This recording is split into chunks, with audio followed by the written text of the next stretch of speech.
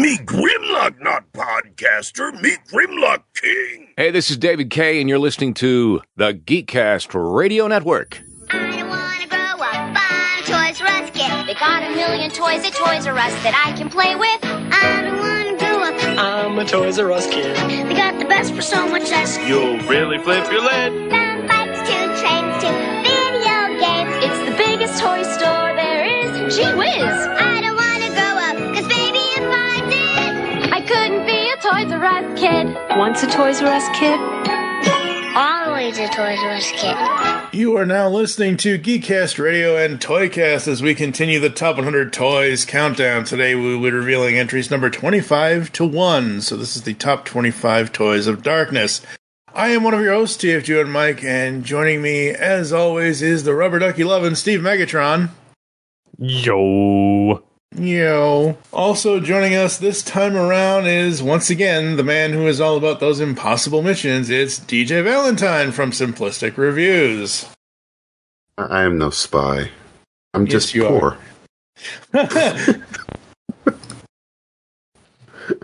Poor Miko Owen Davian. Oh my god, if Sheldon Cooper could see you now. And from the planet of KT Toys, we have Mr. Optimus Solo. Hello, sir. You did DJ first, so I couldn't say ho. Yeah, that's pretty much why I did that. Even though you just said it.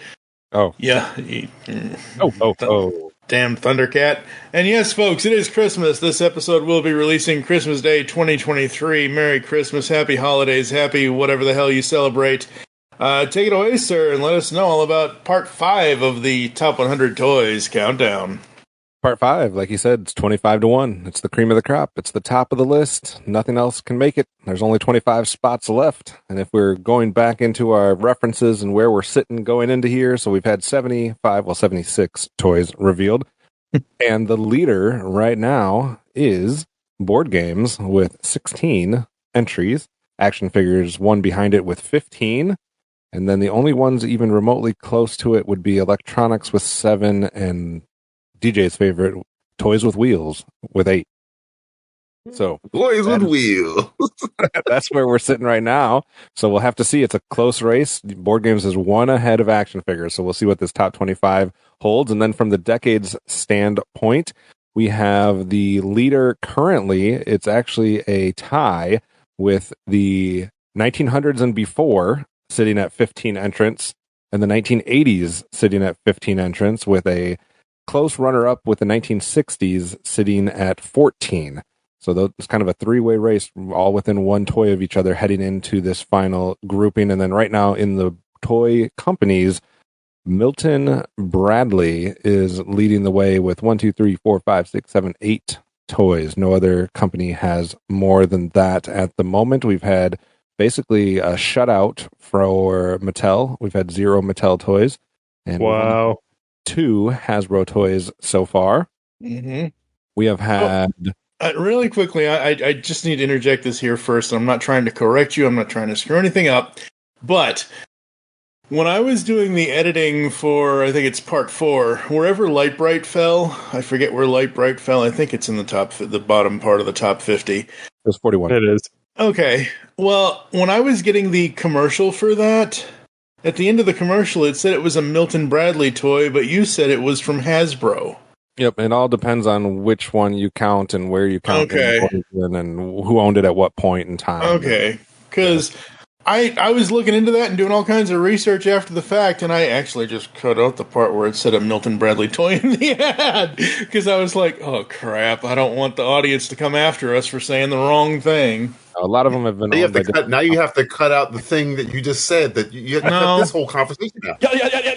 Yeah, it is definitely like if you wanted to make your brain explode, look at like the history of which companies own which toys at which times, and it's like blah. And basically you can sum it up by Hasbro owns everything now. So, yeah, pretty much. And no, DJ, I don't have an exploding chip in my head. Thank you. I was making sure, because now you have to do a whole bunch of other lifting. I forgot. Kenner is also towards the top right now. Kenner is sitting at, I think, 6. So they're also towards the leaderboard. So We anything Steve or Mike or DJ that how about that action figure board game race? It's within one right now with board game leading. Steve, do you think that holds true, or do the action figures like make a late run here? Oh, I think the action figures are going to make a late run. Mm-hmm. There's still some big players that have not debuted, so I'm waiting to see what happens. How about the weird decade thing? Because to have a three-way race between the 1900s and before, the 1980s and the 1960s. DJ, does that surprise you? Yeah. I always put my money on the 80s. I'm always going to put all my chips in the middle of the table. Say 80s wins every time. It's usually a safe bet. So without further ado, let's go ahead and get... I tried to do like a Kenny Omega there. Let's get right into it here with our number 25. Also, just real quick, the 25 that we're revealing today, every one of them except for 3 is either been nominated for the Toy Hall of Fame or is in the Toy Hall of Fame. So kudos to those that were voting for this list, because we got 22 out of the top 25 are actually been nominated or inducted into the National Toy Hall of Fame. So apparently we know what we're doing. Anyway, number 25 is one of those that has not been nominated or inducted into the National Toy Hall of Fame. We're going to go with a toy with wheels. One of my favorites from when I was a kid. I definitely voted on this one. And also the first entrant from the toy company Galoob. We're going with the 1986 toy line. Anybody? Remember the commercial? Galoob? I remember Galoob. That was the company that gave us the Micro Machines. This is the Micro Machine Man presenting the most midget miniature motorcade of Micro Machines. Each one has dramatic details, terrific trim, precision paint jobs, plus incredible Micro Machine pocket playsets. There's a police station, fire station, restaurant, service station, and more. Perfect pocket portables to take any place. And there are many miniature playsets to play with, and each one comes with its own special edition Micro Machine vehicle and fun, fantastic features that miraculously move. Raise the boat lift at the airport marina, man the gun turret at the army base, clean your car at the car wash, raise the toll bridge. And these playsets fit together to form a Micro Machine world. Micro Machine pocket playsets, so tremendously tiny, so perfectly precise, so dazzlingly detailed, you'll want to pocket them all. Micro Machines and Micro Machine pocket playsets sold separately from Galoob. The smaller they are, the better they are. That's what it... Oh, I knew it came to me. So we did, I had a ton of these things. My mom, I think, was a fan of them apparently, because I think just like randomly one year that was like all the presents were Micro Machines. So I had the big base like boat thing that you could put like the army planes and boats and tanks inside and things like that. And then I think I had some cars as well. But I love the Micro Machines. I think they were pretty cool for their time. And we also got the isn't that the one that John Machida does the... Yep, I was going to say, it's going to be awesome. Yep. So I'm a big fan of Micro Machines making it here at top 25 even. So that's crazy to me. I don't know why they haven't been nominated for the Toy Hall of Fame, but those people should get their acts together. Mike, what do you think of the Micro Machines? I loved Micro Machines at the time, and again, mainly because of the ads, because of, like you guys said, Blur as the voice of the Micro Machines, and that was so fun, and just the cars themselves were just great. They definitely had a lot of different like lines within the Micro Machines, because like I said, you had like your war stuff, you had your cars, your planes. I'm sure they had some like, other types that other people had. DJ, what do you remember about Micro Machines? I remember I got like a little baby pack. I had the Jeep, and I was like, "Yeah, this is great." But again, I've been 6'2" for a very long time, so like little tiny toys are kind of like, "Yeah, this is great." But can I get like a real toy, like a bigger toy? I thought something I can't crush with my hand. Yeah, why do I keep stepping on it? No, I like them more for how you could set up like a whole table, and it was like the whole world. Like you could have like a whole war zone on your table, all the different things you can have. Who would ever have? I never met the kid that had. I have the world of Micro. I've never met that kid. I got the kid in my neighborhood that had like 20 maybe. Well, that's cool. But I see the commercial. This guy's like this kid has got like his parents must be like one of the the people that built the Chrysler building or something. I was like, how do you get all these toys from? Steve, any thoughts on the Micro Machines? Well, I'm kind of glad that they showed up. One, the only thing of Micro Machines I really cared about, the Star Trek ships. I collected all of them. I had multiples of the 3-packs. I had multiples of, just a lot of them. And then I got the limited edition collector's set, which was the only way you could get the Enterprise A. Nice. And to this day, the only Micro Machine I still have is the Enterprise A. I forgot they did have a whole bunch of these in Star Wars that I do own as well. So Micro Machines. They're all over the place in the franchise. They should make a comeback. Are they on the stores shelves still? Yeah, they're still on the shelves. They are very limited, though. Gotcha. All right, so Micro Machines starts us off here at number 25. For number 24, some people might not consider this a toy when they first think about it, but the Toy Hall of Fame says otherwise. It just got inducted this year. We're talking about sports cards. Give me Jordan and Barkley for Ewing and Mullen. You got it. I got Karl Malone, brute strength, rebounding, inside. He gonna be running, jumping over people's head and Sorry, I slamming. won. You didn't win. You lost. Well, I won. I won. I got all the stars. Just because you got a few championships doesn't mean everybody in your team is good. I'm sorry. You know, that's Doesn't it. mean everybody on your team is good. They know how to win. No, they don't. They know how to win. They can't win. You can't understand. You may think of me as a little kid, but I know a lot about You know basketball. a lot about cards, but you don't know a lot about basketball. Got about John Stockton. John Stockton for who? Or you. Well, no, I would keep John Stockton because I would sit you on the bench and then put Stockton in for you. Who you gonna sit on the bench? USA Basketball Collector Cards from Skybox. They come, you can probably go all the way back to like the 1800s, 1860s, so this will give a column back to the 1900s and before, even though the 25 give a column slash to the 80s, so they're battling out neck and neck. But sports cards, baseball cards, basketball cards, football cards, whatever kind you want. Kids play with them. They trade them. They put them in their bike spokes if they want to regret life later. So what are you doing? Sports cards, the most recent inductee into the National Toy Hall of Fame. Mike, are they warranted here in the top 25? I don't know. I don't think so. Like, are they warranted in the top 25? I would say no. Do they need to be on the list somewhere? Yes, just not here. DJ, Can you play with a card? Can you play with it? Like, what do you? I did. I mean, I had starter packs. I had David Robinson for San Antonio Spurs, one of my favorite players. My favorite all time. Not my favorite. Yes, Dwayne Wade's number one. But I never said, hey man, let's go play cards, trade cards. But we did have Magic the Gathering and stuff, so I guess it's just the definition. Isn't trading cards though a form of playing? I guess it's the Magic the Gathering Pokemon thing. I'll let it go this time. It is. You are correct. But sports cards, really? Like collecting sports cards is not the same thing, or having sports cards is not the same thing as throwing down whatever Magic the Gathering card defeats everybody kind of thing. Because it's not. It was more of, hey, this is a piece of sports history that you can own in your house or in your Trapper Keeper or whatever the hell, your album.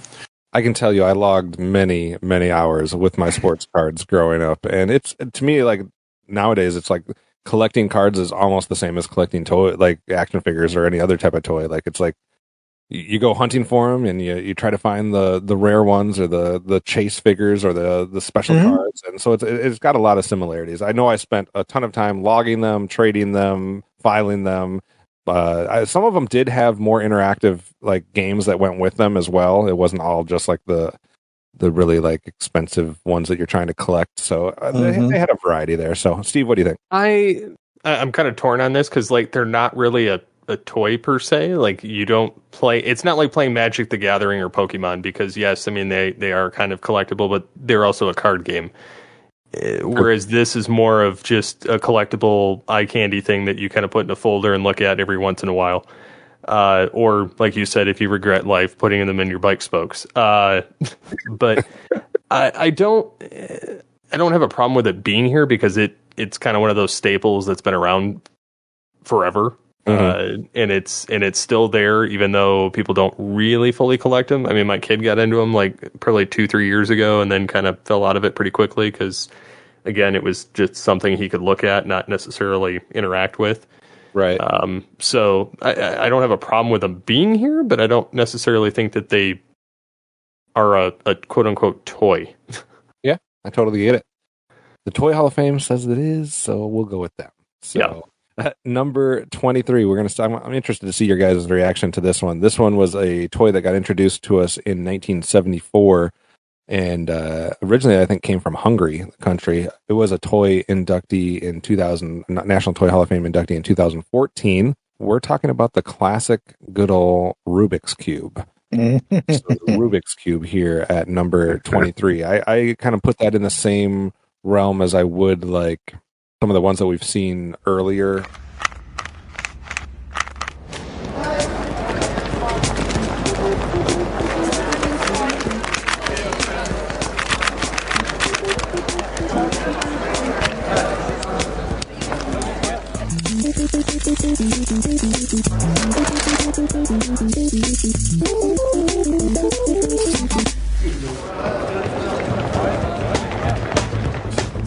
Isn't every problem a playground? Almost like a Viewmaster or like a Etch-a-Sketch or, you know, something of that nature where it's just like everybody's played with it. Like how much you played with it might have varied depending on like how much you were into it. But I feel like every kid has at least at one point in time picked up a Rubik's Cube. So I don't know what that says about its toy worthiness. I voted for it for sure. So I'm not upset that it's here. I don't know where I would put it place-wise. I'd have to go back and look at my list, but I think it's definitely top 100 worthy. Mike, what do you think? Yeah, I think so. And it's one of those things where you can play with it, you can figure out all the combinations, and yeah, it's worthy. It's like I guess it's more like the yo-yo or like one of those things where it's like there's some people that are masters of this thing, and then everybody else just kind of like fumbles through it and dabbles through it. Yeah, Steve, what do you think of the Rubik's Cube? I mean, I get why it's here. I've seen a lot of people that are just masters with it. I've watched people do the, you know, the 10-second solve or whatever. Yeah, well, I mean, I've seen a teenager even locally here do it with like the 3 square, you know, width and then 4 square or 5 square, and then I'm like, yeah, you're just nuts. My brother used to cheat though. He used to tear off the stickers and then put them on the other side and then tell us that he defeated it. And we were like, brother? Brian. We were like, dang, dude. And then he would, you know, oh, look, I finished it. And I'm like, dude, they're peeling. I'm like, you a liar. But yeah, I could only ever get like 1 or 2 sides. And then after that, I was like, yeah, I'm clearly not smart enough to do this. I like the people that solve it without ever looking at it. Oh, I know. That's the kids that I was talking about that I know locally. DJ, what do you think about the Rubik's Cube? The coolest thing I've ever seen as a youth, I stayed with my aunt Judy in Baltimore, and she was in the Navy, and we pulled out a Rubik's Cube one day, and she did it in 30 seconds. And I was like, I thought, what kind of sorcery have you done? She's one of those experts you're talking about. She can do it immediately, like, done. I'm like, whoa! And I would talk to my cousin, her son, Joey. I'm like, what? It's a trick thing. And she's like, nah, man. My mom's crazy.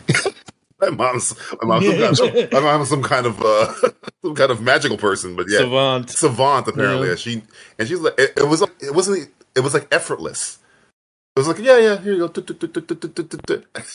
And we would sit there for hours, like trying to get half of a side, couldn't figure it out, and she'd do it immediately. Yeah, so Rubik's Cube, definitely something you can play with. Definitely one a thing I did have. So yeah, I like it being on there. All right, so 3 picks in, no tallies in the board game column, no tallies in the action figure column so far. Let's change that with our number 22. With our second of our 3 toys that are not nominated or inducted into the Hall of Fame. This one's coming from 1985. We'll put a slash in Kenner's column. We're going with the action figure toy line of Mask. M period, A period, S period, K period. Not Jim Carrey's Mask. So I voted for this one specifically. When it came down to action figures, I had a very strict, like, it had to be something that was either been on shelves for like decades and decades and decades, where it had just such a huge following, or it had to be something that was like unique versus just like a static action figure. And that's why I voted for Mask, because outside of like Transformers, like they had more options as far as what they did and what you could do with them, to me, without having to have like the massive playset or anything like that. Like just the cars worked. You had the figures that had the mask that you could put on or off. So I thought that they were unique enough where it definitely was warranted amongst the action figure category. Mask, where illusion is the ultimate weapon. Convert Switchblade to jet mode. Surprise, Matt Tracker. It's mayhem. Battle station. Protect the decoder, Bruce. I'm going up. Stacks ready to fire. Mask, Switchblade, Thunderhawk, and Rhino. Fire! Each sold separately with action figure. Cover me, Matt. 10-4. Sato's getting away! But you're not, Mayhem. Mask, Switchblade, Thunderhawk, and Rhino, each sold separately. New from Kenner. So I definitely voted for them. I'm kind of surprised that they got this high, but I'm not upset about it. Mike, what do you think? You know better than any of us Really? because we went through it. The toy line is better than the goddamn cartoon. Oh, bite your tongue, sir. Bite your tongue. No, we went through both seasons of the cartoon. The best thing about the cartoon is the opening theme song, the actual plots of that cartoon. 90% of any horrible. show. But it goes like this. In the Mask world, in the Mask universe, it ranks like this. Number 1, theme song. Number 2, toys. Yep. Then skip a whole bunch of numbers and then go to number 3 way down here, and that's the cartoon. That's the cartoon. The toys, again, like I mentioned in one of the other episodes, another toy line where I had almost everything. I had Boulder Hill. That's right. I had Boulder Hill next to Castle Grayskull and Cat's Lair. That's what I had. In the world that they were living in. Yeah, exactly. Right. What's that giant mescaline I know, guy right? over there? Yeah, exactly. Why can't we look like him instead of tiny micro machine guys? He's a tiger or something. What's going on? Yeah. No, I loved the toy line for Mask. I loved both the hero and the villain vehicles. It was all great, and that Boulder Hill playset is just one of the best playsets of the 80s. Yeah, DJ, you're more of a fan of the cartoon, it sounds like, but what do you think of the toy? I had the Condor, the green motorcycle that turned into a helicopter with the guy with the yellow suit. I forget his name, but yeah, I do remember that. Brad. Yeah, in the middle of Transformers, it's like this is like Transformers where the people get to play with. Again, I had this when I was like 7, so I was very it had an effect on me, and I remember the cartoon show loving it. Again, if I look back now, it's almost like you don't want to turn around and turn into salt. Don't look back. You just in my memory, it was amazing. Okay, and I'm never gonna watch it again because I don't want it to be destroyed.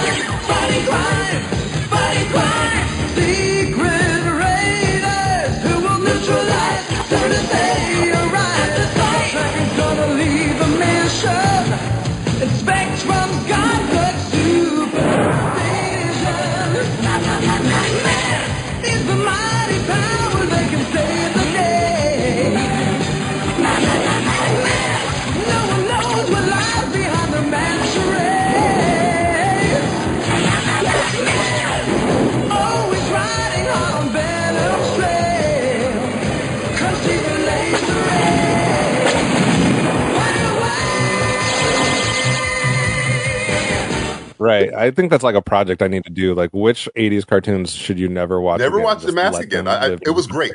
It was fantastic. Yes.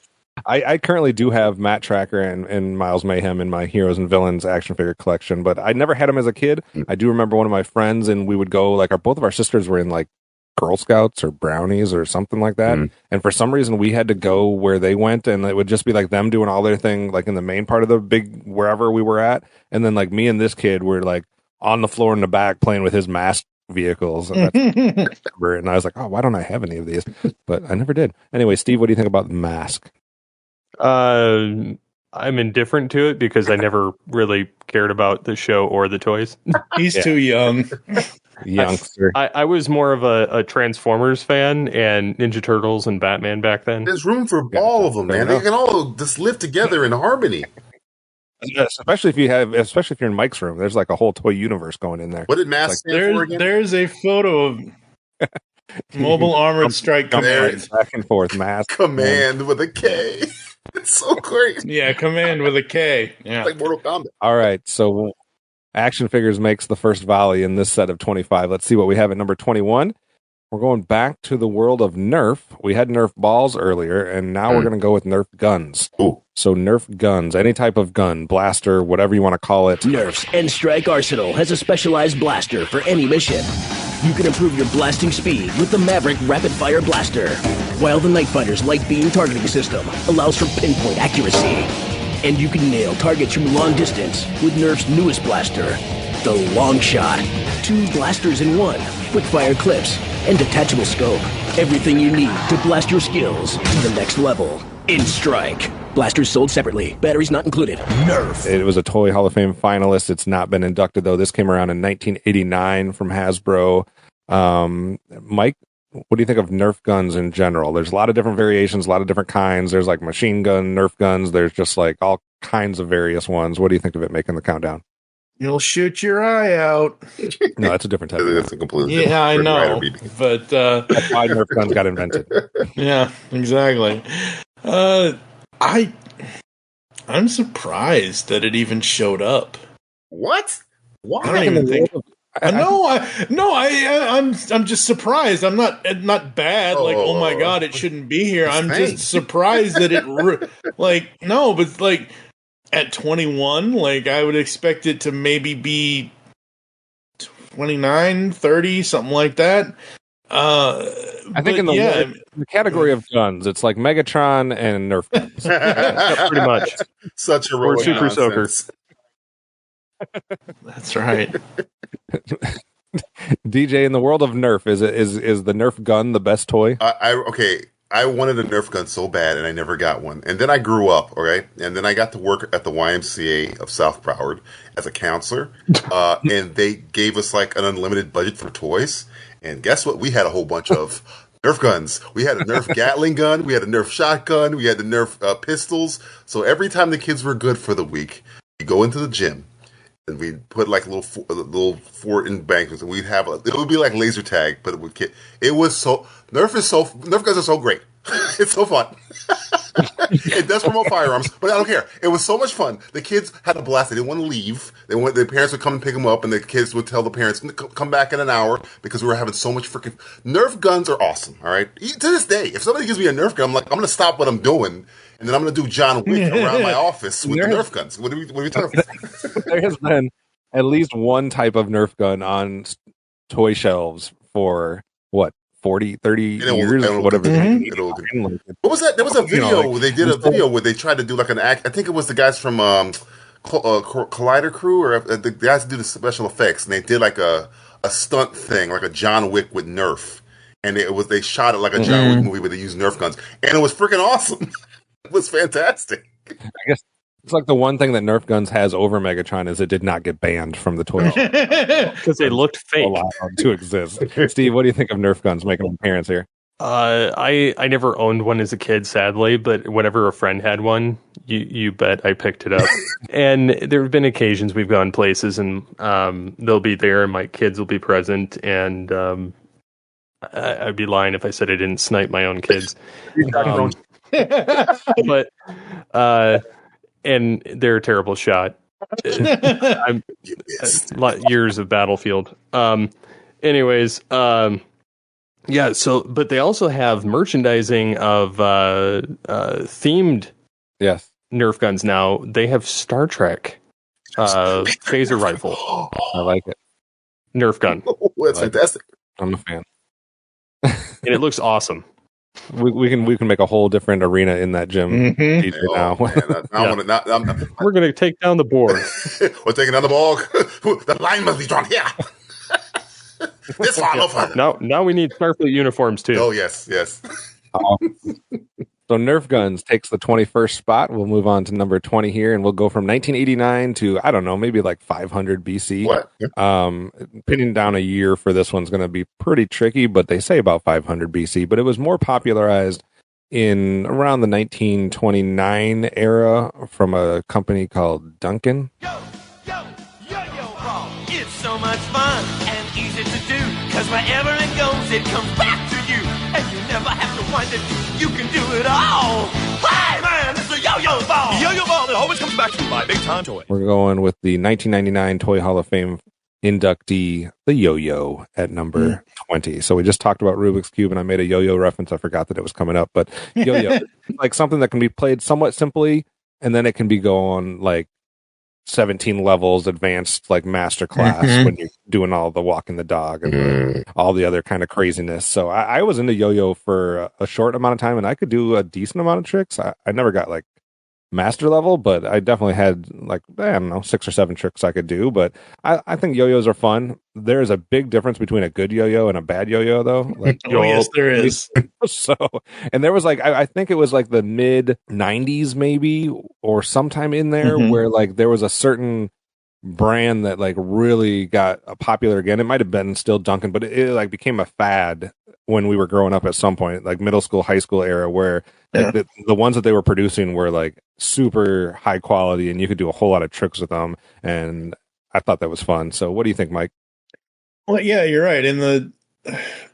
I would say somewhere between 94 and 97, they made a resurgence, and holy crap, you couldn't turn on any of the 6 TV channels we had back in the 90s without seeing a yo-yo ad.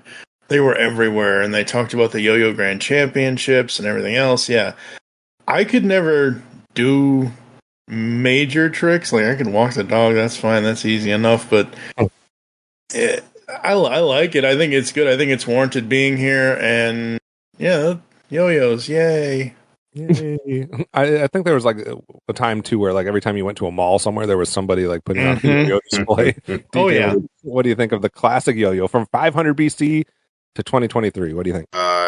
It deserves to be on this list, and I absolutely hate it. I was not a coordinated person that could do the walk the dog. I used to watch the commercial, and it was showing the guy making it look so easy. And I had yo-yos. I had multiple yo-yos in my house, and I think they were just given to me to mock me or something. So I was like, I can't do any of these tricks. I think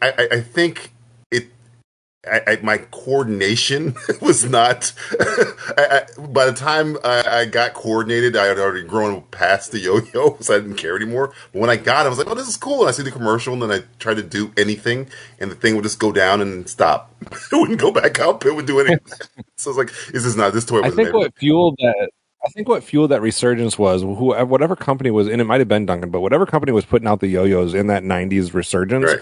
They had like made them. It was like they did something with the bearings, or with something so that like all the tricks became exponentially easier to do. Okay, they did. Yeah. Okay, that's why. So it was like a big thing because you felt like you were finally able to do stuff because the yo-yos were almost like programmed to do the damn tricks by themselves. So I don't even have to. I can just watch it.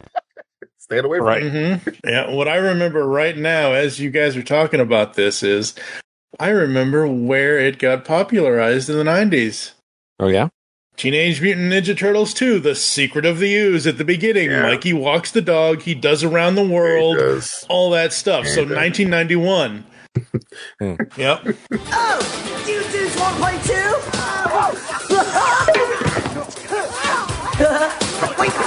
Wait. Check this. Oh, walk the dog. That's pretty good, huh? And then, around the world. Steve, what do you remember about the yo-yo? I remember that it was incredibly difficult to do.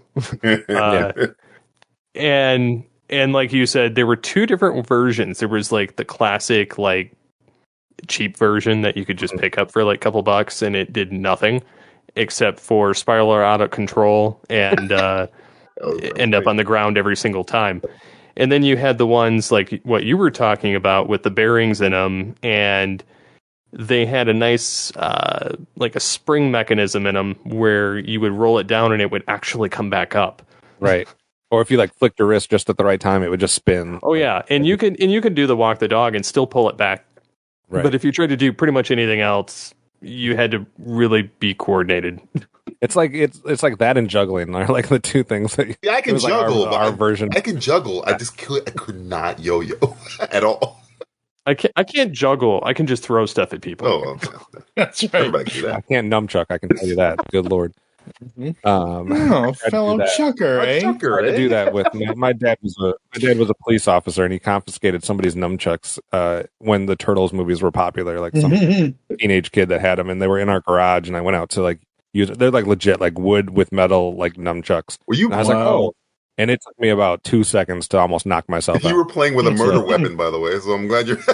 You didn't get evidence or anything. Small town.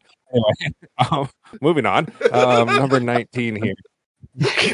For the record, though, that's 3 for the 80s, Nerf guns, mask, and micro machines, and that's 2 for the 1900s and before, which would be the sports cards and the yo-yo. So if you're keeping track, number 19, we're going to go to a toy from 1943. It was a 2000 inductee, another classic. Definitely deserves to be on the list, in my opinion. We're talking about the Slinky. Mm-hmm. Everyone loves a Slinky. Who walks the stair without a care and shoots so high in the sky, bounce up and down just like a clown. Everyone knows it's Slinky, the best present yet to give or get, but costs a little to buy. The hit of the day when you're ready to play. Everyone knows it's Slinky, it's Slinky, it's Slinky. For fun, it's the best of the toys. It's Slinky, the favorite of girls and boys.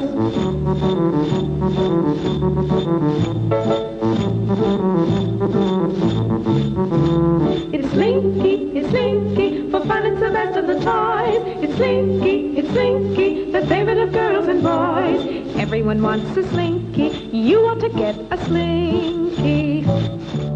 Except for when they stretch out. Down the stairs, and it's plastic, and it snaps, and all this other stuff. Unless you had the metal ones, and then they just become this amalgamized piece of metal spaghetti. Mm-hmm. I don't think any plastic version of Slinkies, which was popular like in my childhood, like I don't think any of them ever survived like the life of the toy without snapping or breaking or being like half of a Slinky. I don't know. Oh no. I don't know why we couldn't have metal ones when I was a kid. What was wrong with the metal Slinkies? Were they dangerous? Yes. Was there a movement against the metal Slinkies? I don't know. I had both. Tetanus. If the Slinky goes outside and gets rusty and you cut yourself with it, then that's not good. They made a plastic one. So everything is made for a reason. Outside? Somebody did something that they got sued, and they're like, okay, we got to make some plastic ones, some waterproof ones here. What stairs are you finding? I loved your question. What stairs are you finding outside? The stairs to your front door, maybe. Our generation was known for taking guns and turning them into Nerf, taking metal Slinkies and turning them into plastic. I get it. Mike, what do you think of the Slinky being here at number 19? It's already been said. Yeah, absolutely. Because again, just even though Silly Putty had a short shelf life, I was always playing with that, and I was always playing with the Slinky. So it's just, it's one of those toys that has a lot of playability, whether you're inside or outside. Stay inside when you're playing with metal Slinkies, kids, please. Well, this is the public service last word on Slinky before we move on. That's right. While I find them enjoyable, I never was able to get them to fully go down an entire flight of stairs. They would go down several, but not all. So they mostly became something to pretend I was projectiling from my hands, like Ryu or Goku. It was like the same level of frustration that you got with Slinkies as you did with dominoes. Like with somebody messing it up or it not like finishing how it was supposed to because you set it up too far apart or something. I don't know. 16 people voted for Slinky out of the 21. So let's move on to number 18, a category we haven't had a whole lot of. It's our generic like games category. This was a 1971 toy that became popular. I think it's currently owned by Mattel / whoever. It was inducted in 2018. We're talking about the classic game and all of its variations, the game of Uno. So whether you want to be Uno Attack or Uno whatever, Uno. It's like, how do we teach everybody? Never mind. I'm going to stop at that line. Don't go there. Don't go there. Skip in reverse. And then the tractor broke. Hey, you! Do you like fun? Then now is the time for fun with Uno! It's as easy as matching colors or numbers. You like going backwards? Throw a reverse card. Bam! No! Uno is the perfect game for the family room, recess, camping, the beach. So don't wait another second to shout Uno! Uno. You can find it in the games aisle. DJ, what do you think of the game of Uno? You're speaking to an Uno master. It's funny because when I worked for as a counselor, we would play Uno literally that or spades all the time. And then my sister, just recently I watched her on her phone playing Uno. She's like, I'm like, oh, you play Uno? She's like, that's all we play. And she's like, my sister's friends with like, I don't want to toot her horn, but she's friends with like famous people. So she's like, yeah, I'm playing with blank and blank and blank, and we're playing Uno. We're playing it for 24/7. I'm like, oh my god, it's having an Uno resurgence. Uno was awesome. People cheat in Uno, so you got to make sure you make the rules. Yes. Oh, yeah. Just make sure you get the rules right, because you got the people that just want to just do the +4 and pick up. Just make sure you say the rules ahead of time. But Uno was awesome. Uno will never go out of style. And what's the name of the company that makes Uno? I don't even remember. It was International Games to begin with. It was just a generic company called International Games. I think it's held by Mattel currently. I think so. I don't like digital Uno because that's what she plays on her phone. I prefer the tactile, slap the card down. Yep. I like that bragging right where pick draw 4, son. I like that. And a phone, I can't. Can't slam my phone down. I only know the original Uno. Does anybody have like another version that they like? Because for me, I've never done anything but just straight up Uno. I know there's like a million variations. I've done Uno Attack. There's like a family one that's like they've got special out or rules whatever. for certain things. Yeah. Yeah, I still prefer the original though.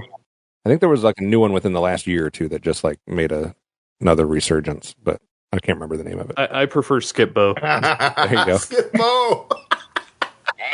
Yeah, we play Team Skip Bo with the kids, and my wife is like incredibly difficult to beat, and so like my boys, like she taught my youngest how to play like all of her tricks and everything. So now there's a mid-grade person on both teams, like kids against adults, and so my youngest and my wife are the pro players, and my other son and myself are the ones that are like goofing around and like When I went to Vegas, they're like, concentrate. I went to Vegas. They had a war that you can actually gamble on. Imagine if they had Uno in Vegas. People would be. I think you could get a lot of people at a table playing Uno in Vegas, like at the whatchamacallit, the Venetian or something. You could actually do some bets on Uno.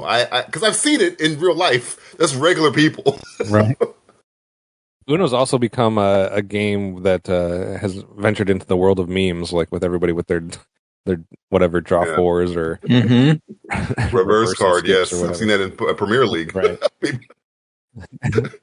All right, so Uno is our number 18. We're going to go to our number 17, which is actually going to be the first one today that I didn't vote for. I voted for all the other ones we've talked about today. This one can trace its origins back to the 1800s, so another tally in the before 1900 column. I don't know if I consider this one a toy, but we did include it with all of our different types of books. We're going to go with the good old-fashioned universal generic comic book, all-encompassing. Who's that? He's back. Way to go. Don't let those overgrown tin men keep you down. What? Just too many of the big guys for you, buddy. What? Hold on tight. Can Spidey handle the Sentinel's blast? Whoa. Grab a copy of this month's Spider-Man. Marvel Comics, it's mayhem for your mind. So comic books here at number 17. I think they got their origin in England, if my research was any accurate or not. But it's comic books. They've probably been around in different versions forever. But obviously super popular in the 1900s for sure. I don't have a problem with it being in the top 100. I didn't vote for it just because I felt like there were some other books that had more toy aspects. Like, I don't know, like for me, like a Where's Waldo or like a Seeing Eye book is more of a toy than than something that you're just straight reading. Right. Like a coloring book is more of a toy because you're coloring on it. So that was kind of like where I drew the line, but I don't necessarily have a problem with it being on the top 100. Mike, what do you think? So sports cards and comic books need to be 52 and 51, or they can be on the list. That's fine. But they need to be way lower than what they actually are, because I've never thought of a comic book as an actual toy, something you play with. It's, like you said, something you read, something you collect, something that, I don't know. I don't like it being this high. But the difference between this and baseball cards or sports cards is it gives you the entertainment of the mind. Yeah. It does, yes. Much like you would with playing with a toy or reading a book or things like that. So it gives you the visual, it gives you the story. I memorized the heck out of the statistics on the back. It's true, yeah. So just yeah. But I get your point totally. 4 people had comic books in the top 10, so they definitely had some love. 3 other people had. So did I. 3 other people had them in the top 20. 2 other people in the top 25. So a lot of high votes for comic books. So moving on to number 16, our first entry into the world of electronics for today. So we're going to go to a toy that came about in 1989. It was inducted into the Hall of Fame in 2009. We're going with the Game Boy. So, or all handheld Nintendo versions can kind of be lumped in here, but the Game Boy is the most popular one. It's the most iconic one. It was the console turned into a handheld, and it wasn't, it was like a big jump from Tiger Electronic handhelds to the Game Oh, Boy. yes. So, Mike, what do you think about the Game Boy coming here at 16? Oh, Game Boy. Absolutely love it. They said it wasn't humanly possible. All the power and excitement of Nintendo right in the palm of your hand. Introducing Game Boy. It's portable, it's in stereo, and its games are interchangeable. Game Boy comes complete with batteries and the outrageous new game Tetris. And for head-to-head competition, use Video Link and blow your opponent away. Game Boy, only from Nintendo. Now you're playing with power, portable power. My aunt had one, and I would always borrow it from her, and I played Tetris and Super Mario Land 2. And then a certain cartoon in its 3rd season decided to bring in the Poochie of Nintendo and create Game Boy in Captain N the Game Master, and I use the commence game action quote from that character all the time. Ready to commence gameplay? Begin. I better go get him so we can warp out of this crazy world. Okay, Hotshot, let's shake this joint. Hotshot? But I loved Game Boy. The original Game Boy was great. I never got into Game Boy Color or any of the other variations. I know Game Steve. Game Boy Advance. I never got into any of that stuff. That classic Game Boy, though, man, that's where I learned Tetris and everything else. It was so fun. I never had a Game Boy, and I really didn't like Game Boys, just because I thought the graphics and the coloring and the screen was just not good enough. I don't know. I guess I was spoiled by like the Nintendo and the computer graphics on like the Commodore 64 or the IBM or whatever I had at the time. But I do remember that like going into I think it was like at my sister's orthodontist office or somebody's doctor's office or dentist's office. Like they had these in the waiting room. So like you could literally play Game Boy while you were waiting, and that was my exposure. And I played like, I don't know, some game called RC Pro. Oh yeah, like, some good game. Yeah, it was like that was what I was playing while I was waiting for my sister to like get her teeth stretched or whatever happens with the orthodontist. DJ, what do you think of the game? Again, Uno Master here, also Tetris Master, and I became a Tetris Master because I played Tetris all the freaking time on the Game Boy. Anytime I was traveling or I was in some stationary position, I was playing Tetris. So yeah, the Game Boy. That's probably what it was. It was the traveling aspect of parents being able to give these to kids in the car. Play the same song. It was before the portable DVD player took over. And the coolest thing about the Game Boy is if you had that, you used to, and I'm sure you could still probably buy them now. I don't know. I haven't in a while. My aunt had a battery recharger, and we would just buy rechargeable batteries back in the early to mid 90s. So that way you don't have to waste so much money on buying more batteries when it ended up dying on you. Right. Steve, final thoughts on Game Boy? I first got introduced to it when the Game Boy Pocket was new. One, I was happier because it was smaller and it was a bigger screen. But then I even owned them on through the Game Boy Advance, and then when it like converted to the 2DS, I had one of those. I didn't have like the second generation flip Game Boy Advance, but I liked them for what they were. I will grant you that they were crappy graphics up until they started getting the Game Boy Advance level of stuff. And then they got really good with the 2DS, 3DS type thing. But if, like, for instance, I never had a gaming console as a kid. We had a PC. And I was always envious of the kids that had the Super Nintendos and the Game Boys and I never wanted the Game Gear because the batteries always died within like 45 minutes compared to the Game Boy, which you could play all day.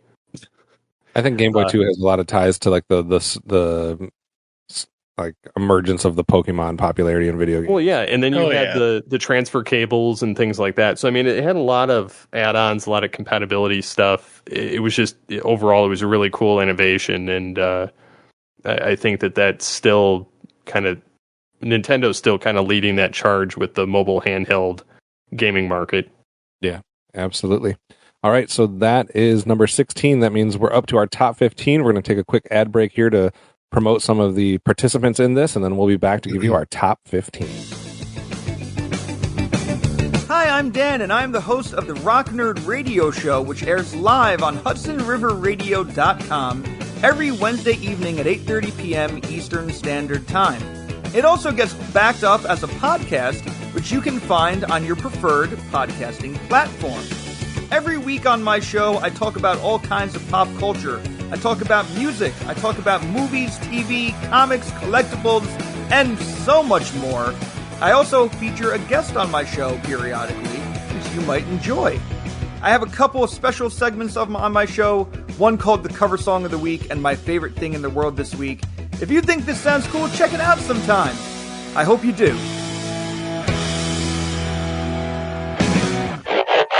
What was that universal greeting again? Never mind, I remember. Ba weep grana, weep nitty bong. Hey guys, it's Rodimus Primal, and be sure to check out my YouTube channel. Join me as I have Transformers discussions, retrospectives, toy reviews, and more. You can also follow me on Twitter at Rodimus Primal, as well as Facebook and Instagram at Rodimus Primal Show. Transform and roll out, and be sure to check out my content till all are one. Last big party of the summer, folks. Let's go out with a bang. It is a world transformed, where things are not what they seem. Transformers! Want to learn a bit about the Transformers? Think you know everything about Cybertron, but are looking to learn a little bit more? Enroll today at Transformers University Podcast. Each episode will tackle a piece of Transformers history, starting in 1984 and marching our way up to today. Hosted by me, Anthony Brucali, 3-time Emmy Award winner and consulting producer on Netflix's The Toys That Made Us, and lifelong Transformers fan. We'll go on a journey through cartoons and comics, toys and movies, and all the weird esoterica from around the world, chronicling the adventures of everyone's favorite robots in disguise. Listen to Transformers University on iTunes, Google, Spotify, YouTube, and wherever you get your favorite podcasts. Transform and roll out. All right, thanks for sticking with us through that ad break. We're back with our top 15 toys of all time. Yes, we've gotten to the top 15 here, and we're going to start off with a category we haven't been in much. We're going into the category of the dolls. We haven't had much here, but we're going to get one that came out in 1982. It was a 2023, yes, this year inductee into the National Toy Hall of Fame. I think it was originally from a company called Coleco, and then Hasbro was involved. Mattel's been involved. Wicked Cool Toys, Jax have all owned it at different times. We're talking about the classic Cabbage Patch Kids. Good parents make Cabbage Patch Kids. The Cabbage Patch Kids. Each doll is different, and you can pretend to adopt them. My baby has a real diaper. You can love and care for them, like your very own. You're a pal. You're the only one. I love you. They're each one of a kind. They're Cabbage Patch Kids. You can give them all your love. Cabbage Patch Kids are each sold separately. Each doll comes with a pretend birth certificate and adoption papers from Coleco. So the Cabbage Patch Kid dolls, like if you want to talk about like one of the most famous as far as like fads go when it comes to toys, like we talked about that a little bit earlier when we talked about like the Tickle Me Elmo, and there's been certain toys that have just been like, you know, like think of like the Furby and the Tickle Me Elmo and things like that that just been like taken over. Like Cabbage Patch was like the early version of that. Like before all those came across, Cabbage Patch Kids did that. So I'm sure you can find videos online somewhere of people like grandmas beating each other up over Cabbage Patch. So it comes in here at number 15. It's also the first toy on our list to have over 1,000 points as far as how our point system goes. So that's a milestone. 16 people voted for Cabbage Patch Kids, and 2 of them had them in the top 10. Mike, what do you think of number 15 being the Cabbage Patch Kid? All as I can say is I hope Furby is not higher. Because, oh my God, that fad was crazy. But no, Cabbage Patch Kids, they were great. I didn't have any of them, but I had plenty of friends who did. And yeah, you're right. The fights over these things were just crazy. It was interesting because it was like the Cabbage Patch Kids and the Pound Puppies kind of capitalized on the whole like making it like personalized as far as like the kid and the toy. So I thought that was interesting. DJ, what do you think about the Cabbage Patch? Is the Cabbage Patch doll or I guess toy one of the only toys to have a satirical spoof of it? Because Garbage Pail Kids are essentially a spoof of the Cabbage Patch dolls. True. So I think it was so famous. They made a card line based on spoofing it. That's how big Cabbage Patch was. So yeah. Yeah. Interesting. Steve, did any recollection? I know that was a 1982 toy, so maybe a tiny bit before your time, but what do you think of the Cabbage Patch Kids?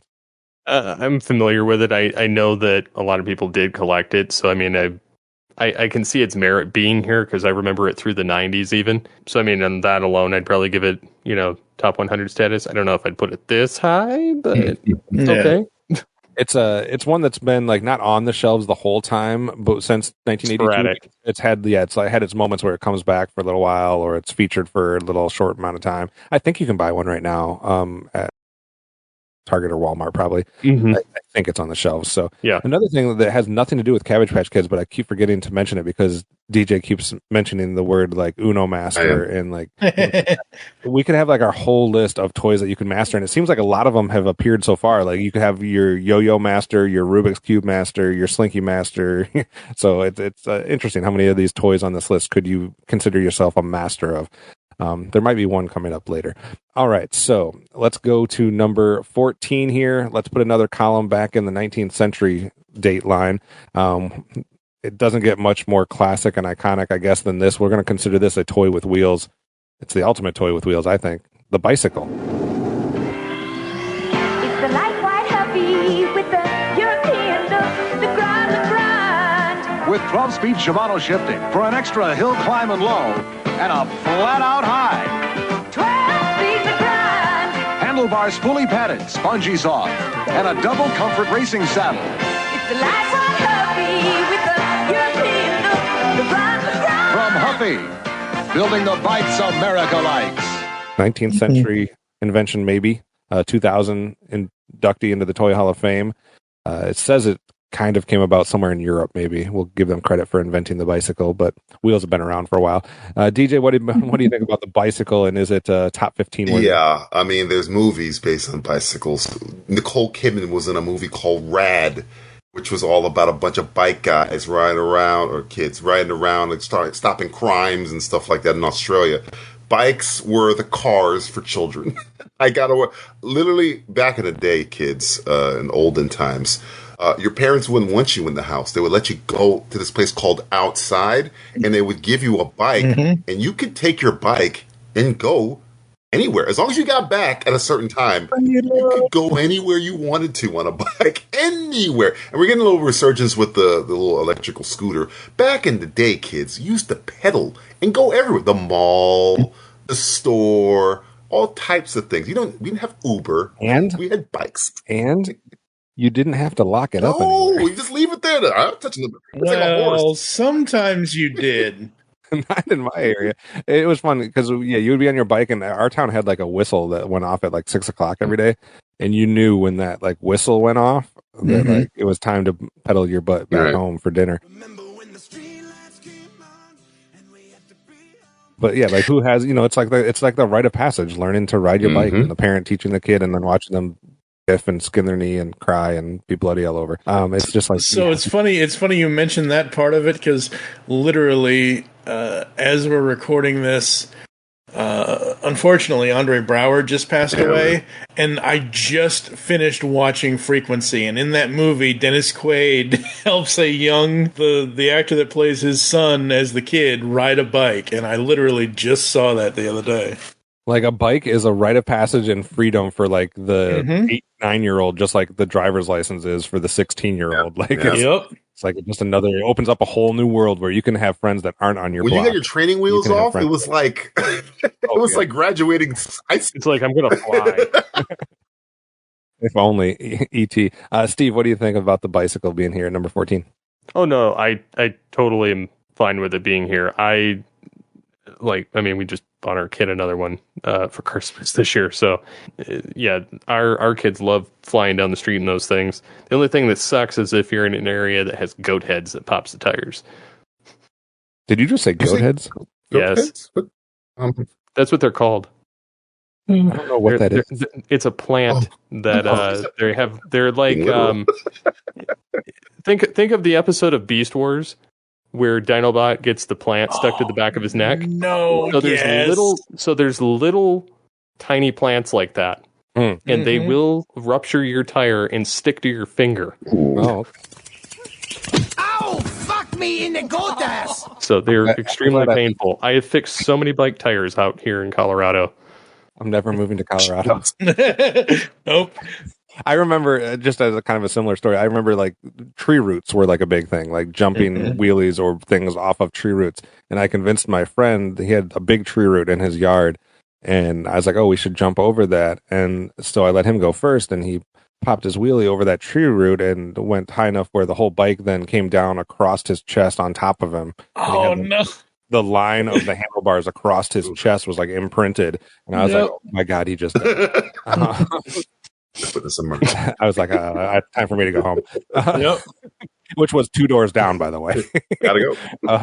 All right, let's move into number 13. Apparently, it's the day of the guns, I guess, on our countdown here. Number 13, we're going with the Super Soaker, a 2015 Toy Hall of Fame inductee. Came around in 1990. Currently, I think it's owned by Hasbro. We're just going to go with that. The Super Soaker. And compare that to the Nerf gun. Is Super Soaker worthy of being higher, Mike? Yes. Why? Because there was so much more fun with it. Like, you didn't have to worry. The only thing you had to reload was water. You didn't have to worry about finding the discs or the balls or the whatever the hell came out of the Nerf guns. Like, your Super Soaker is empty. Just go to the hose and fill it up.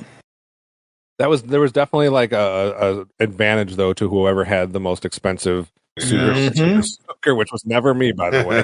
DJ, what do you think of the Super Soaker? Yeah, a Super Soaker is. I think it's more of that was like the summer outside toy gun, and then the Nerf was like you can use Nerf outside, but I liked urban combat, so I like being inside with a Nerf and outside with a Super Soaker. So yeah. Steve, any thoughts on Super Soaker? Yeah. It was owned by Laramie.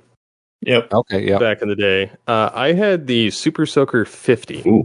Oh, I remember they always had the numbers like the Super Soaker 2000 or something. Yep. And what's funny is that was probably better than the ones with the giant tanks.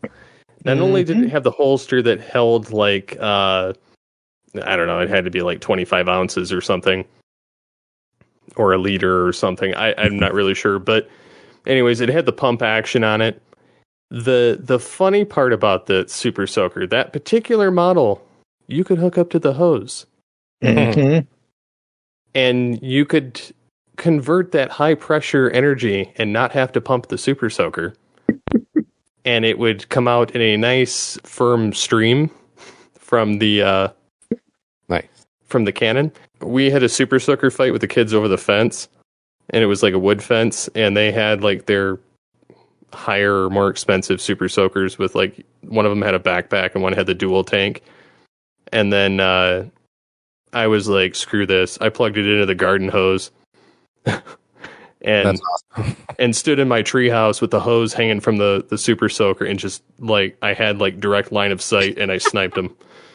You can create like the whole war. If you get Super Soakers, you add in water balloons, you have a whole the water balloons are the grenades. We destroyed them. So far we have we're 14 picks into today's countdown, and we've had 1 action figure and 0 board games.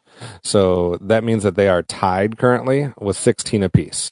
So our number 12 came around in 1935. It was a 1998 inductee into the Hall of Fame. It's from Parker Brothers, currently owned by Hasbro. We're going to give our first tally to the board game column, and that's going to be with maybe the main one that we haven't talked about yet. Mike, any guess? I don't know. How about Monopoly? Oh, I knew there was the one coming. It's also the second of the three toys I did not vote for in my personal list, only because Monopoly only ends one way, and that's everybody quitting or throwing the board. How did I make it big? I know how to play the game. I buy real estate, hotels, fancy cars, even railroads, and I take chances to make it big. Uh-oh, you've got to play the game. I'm Monopoly Game. No. Have you ever played a 10-hour game of it? Yeah. I've lasted now. It's horrible. Yeah, like people that and like my cousins take this game super serious. So if you played it their game, like it was like on, and they were like bartering and putting stuff up for auction, and I was just like, I am not ready for this. This is not for me, guys. Like if I'm going to play that long a game, it's going to be like Stratego or Risk, or not Stratego, but Risk is a longer game. Like I'll play that. Monopoly, like I don't think it's that fun of a game. It's not. I get how popular it is. I get how iconic it is. We've had McDonald's Monopoly, and we've had all the various versions of the actual board game Monopoly. I probably own Star Wars Monopoly in the house somewhere. So it's definitely like taking advantage of all the franchises and stuff like that. When it comes to board games, I like so many other board games better, but I totally get why other people voted for it. So I get it's top 100 worthy. It comes in here at number 12. Mike, what do you think? Oh man, Monopoly. Yeah, Monopoly will ruin families.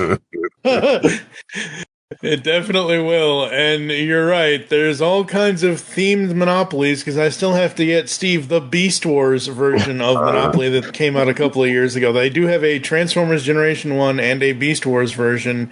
I believe it's I forget what company it's fully under, but there's a company called Scopely. They just released recently Monopoly Go on your phone, where you can play with your Facebook friends and other friends that have your whatever, and it's basically the same thing. And it's like, yeah, Monopoly is life and Monopoly is war, because war is hell, folks, when it comes to Monopoly.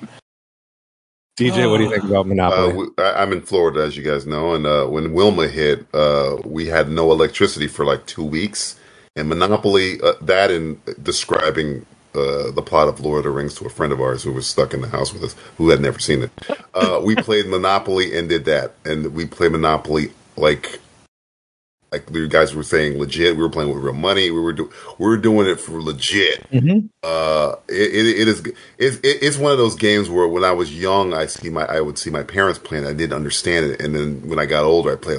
I get why they're so addictive to this thing. And then I heard they were trying to make a movie a while back with Ridley Scott, and and that fell apart. And now they're still making the movie with Kevin Hart and Tim Story. I'm like, how are you making? Why? I like the Ace Ventura version better.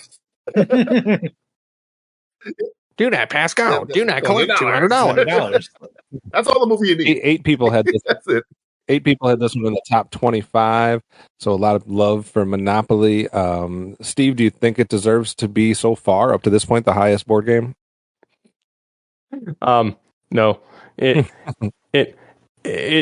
It's iconic, yes, but the fact that they have to keep putting a new theme on it to get you to buy a new version of it tells me everything I need to know.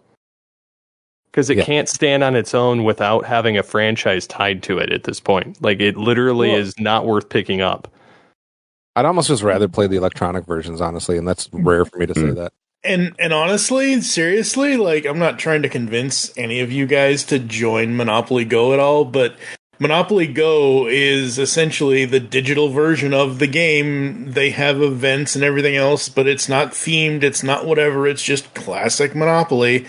And one of the few board games, I know there are a couple other ones, but one of the few board games where you actually can get a Mr. Monopoly in his jail uniform as a Funko Pop. I have it on my shelf over here. That does not surprise me. All right, let's move on to number 11. This is a classic one, maybe a little bit boosted by the appearance of it in the Toy Story franchise. We're going with the 1952 toy that was inducted in 2000 to the Hall of Fame. We're talking about Mr. Potato Head or Mrs. Potato Head or whatever kind of potato head you want to talk about. I'm not trying to cause controversy. It was Mr. Potato Head, dang it. So it's coming in here at number 11. Mike, what do you think? Yeah, absolutely love it. And there's no Mr. Potato ad out there that I would end up putting in here. I am just going to use Don Rickles and Estelle from Toy Story because that's the best. And some blue Play-Doh. And a dime, call me, and monkey chow. Monkey chow? For what? Well, for the monkeys, of course. Come on, monkeys. That's it. I draw the line at monkey. Get my agent on the phone. Yeah, but Mr. Potato Head, man, he's the Humpty Dumpty of toys, really. Steve, what do you think about Mr. Potato Head? Yes. I mean, I think he deserves to be on here just because everybody's played with one at some point, but at the same time, like, he had to go get political, man. No. What are your pronouns, DJ, Mr. Potato Head? What are your pronouns? It's another one of those like what kid has what kid has not played with a Mr. It's Potato a Head? classic. It's like, this is a Hall of Famer. So yeah, I get it. I think I was. I never had fun with a Mr. Potato Head. I like the little storage thing in his butt that you can put stuff in there. I use it. Yep, my kid's like putting his face on his butt and then moving it all around that way. But that was entertainment. I think I had one that had like a Chicago Cubs hat or like a bat and a glove or something that you could give it. Like that. You had a themed Mr. Potato Head. I had the regular top hat Mr. Potato Head. I never had the. That's another list that we could make, like the themed toys, the toys that are on our list that could be themed into franchises or sports teams. Right. All right, so Mr. Potato Head, number 11. So the board games just took the lead a pick ago with Monopoly, but the action figures are going to try to keep with it here at number 10. So our number 10. So yes, we're in the top 10 here. This action figure line started in 1978 from a toy company called Kenner. It has basically never left the shelf since. 2012 inductee into the Toy Hall of Fame. We're talking about the Star Wars action figure toy line here at number 10. I may or may not own a few thousand of these. I was going to say. So we won't talk about that, but obviously I'm a big fan. I voted for it. This is like the difference here. So when it came to action figures for me, it either had to have something like unique, like we saw with Mask, or it had to be something like Star Wars that just has seemingly been around forever. Like there was a brief moment where it wasn't on the shelves, and like since the early mid 90s, I don't think it's left the shelf since. From Kenner's Star Wars collection, each sold separately. Large-sized Darth Vader with his lightsaber. Princess Leia, champion of the rebel cause. With her defender, Luke Skywalker. You can swing him into action on his grappling hook. And load Chewbacca's laser crossbow. Star Wars large-size action figures. Up to 15 inches tall and ready for action.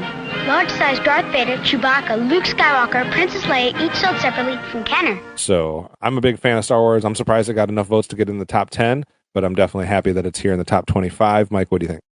Yeah, absolutely. Star Wars is awesome. I didn't have too many of them as a kid, and I only have Funko Pop Star Wars stuff now. Yeah, no, I do actually remember having, I think Michael Wilson sent me this at some point. He sent me one of the, I forget which character it was supposed to transform into, but it was the Millennium Falcon Transformer crossover that Hasbro did a while ago. Yeah, you can see that. About a decade ago. So I forgot to mention, by the way, Mr. Potato Head was on 18 lists, so that's the most that anything has been on since. Star Wars not on 18 lists, but look at these rankings: number 2, number 3, number 3, number 5, number 5, number 7, number 9. Like it's there's a ton of people that had it in the top 10, top 20. So DJ, what do you think? I had the Falcon. I had a Y-wing. I had Luke. I think I had. I remember having either a Wookiee or Chewie. I'm pretty sure it was Chewie. I had it. I love Star Wars. I grew up on Star Wars. I had the Return of the Jedi book. I'm just sad that Star Wars is now dead. I'm sorry. I mean, back in the day, Kenner toys were awesome. The franchise now is in perpetual hell. But back in the day, talking about toys. It's one of those franchises though that has been able to reinvent itself so many times. Like there was toys based on the original movies. There was toys based on the comics. There's been toys where for some reason everybody was super buff. Yeah, I remember that. the buff Star Wars. There's been like the right. There's been the 12-inch ones. There's been the classic 3 3/4 ones. There's been the 8 or the 6-inch series, which has been like the Black series has been huge, and it started like a whole revolution. It seemed like I don't know if they get credit for starting that kind of revolution, or was somebody else do that first? Because it seems like every toy line now that's action figure oriented does the 6-inch. I think I don't know if they were the first. Were they the first? I don't know.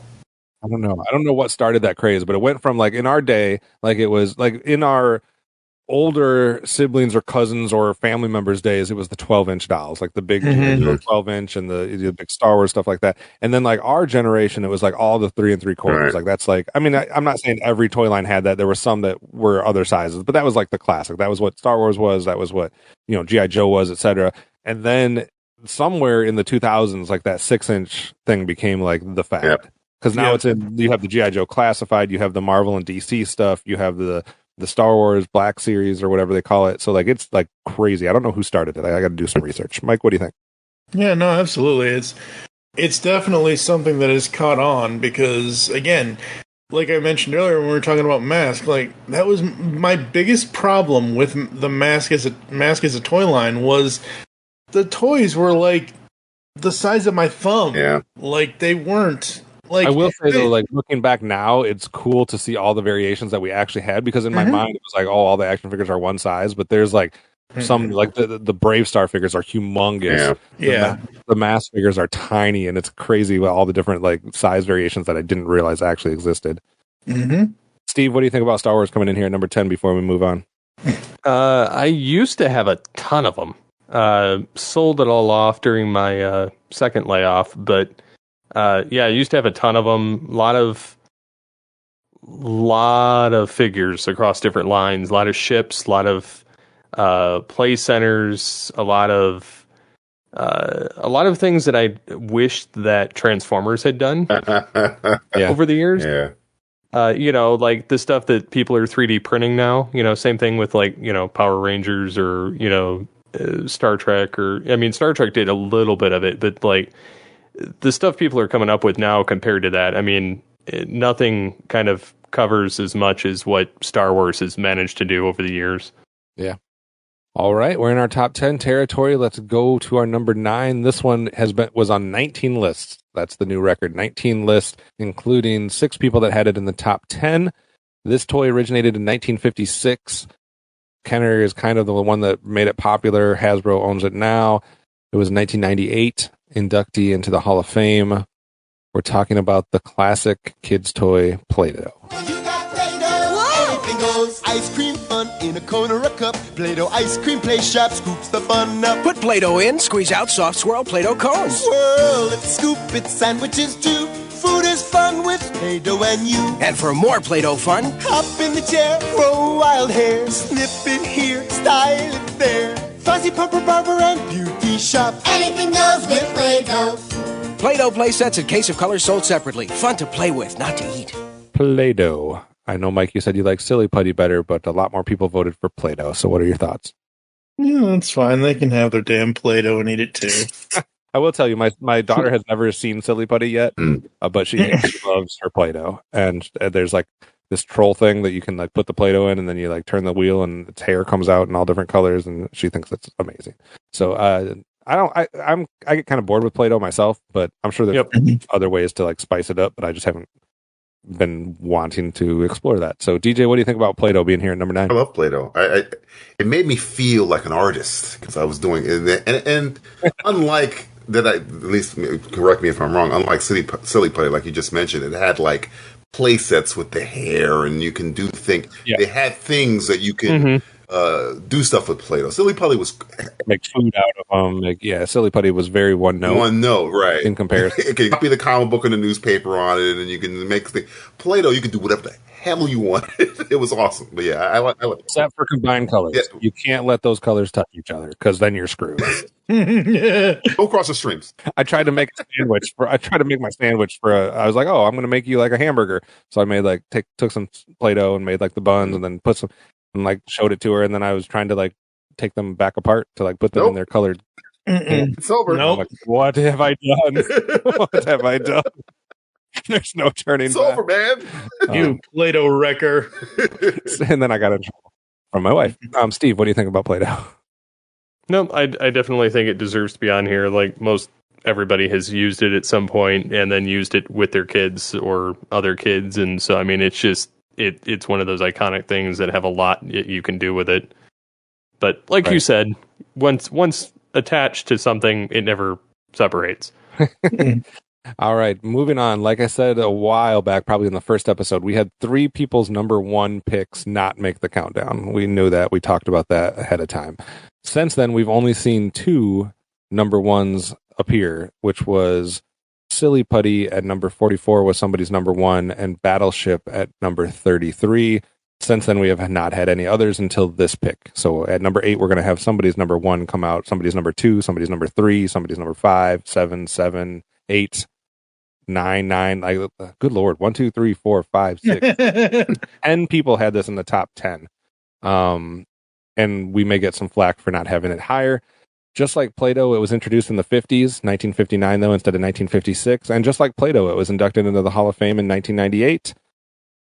We're going to go with a Mattel toy here. Pretty popular in 2023. Talking about the Barbie doll at number 8. You're beautiful. You make me feel my Barbie doll is really real. Barbie's small and so petite. Her clothes and figure look so neat. Her dancing outfit rings the bell. At parties she will cast a spell. Purses, hats, and gloves galore. And all the gadgets gals adore. Barbie dressed for swim and fun is only $3. Her lovely fashions range from $1 to $5. Look for Barbie wherever dolls are sold. Someday I'm gonna be exactly like you. Till then I know just what I'll do. Barbie, beautiful Barbie. I'll make believe that I am you. You can tell it's Mattel.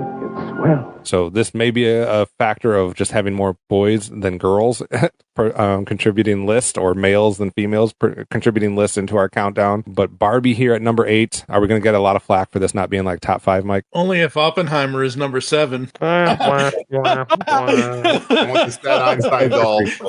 Give me the Sad Einstein doll. Give me the German toy. Jawohl! This is for you, Oppenheimer. That's for them. You think most people would have this in their top 5, Mike? Yeah, probably. I mean, number 8's not bad. It's top 10. It's top 10. It's top 10. Steve, what do you think about the Barbie doll? It's pretty close to what I ranked it, just because of the iconic nature of the thing. Plus, it's it's been pretty popular for decades. Yeah. So I mean, obviously nothing I cared about, but. DJ, wait, really quickly before DJ goes, I have to say this, and folks, if you haven't listened to the previous episodes, go back and listen, but how Kevin does the point system, anything you rank at number 100 gets 1 point, anything you rank at number 1 gets 100 points. Barbie was my 100 because I knew it needed to be on there somewhere, but because I wasn't into Barbies at all, I wasn't going to put it anywhere near the top 10. I will say that it is the only toy that got a vote for 100 and for 1. So there you go. DJ, have you seen the movie this year? Absolutely not, because I'm a man. But I think... Nope. What? I'm sorry. Did I say something wrong? I watched the movie. Literally, we actually watched the movie like this last week. And I have to say that out of like toys that have become movies, this might be one of the most well done ones I've ever seen. Like the stuff that they find a way to put in here that is like Barbie versions that were cast off that like got canceled for like whatever controversy or lack of sales that they throw in there. Like the different, it's really clever the way they put this together. Like you can almost like not even pay attention to the plot of the movie if you wanted to, and just like look for all the different Easter eggs of like. It's just really clever the way they did it. I will say that much. But go ahead, DJ. What do you think about Barbie? I think 8 is enough.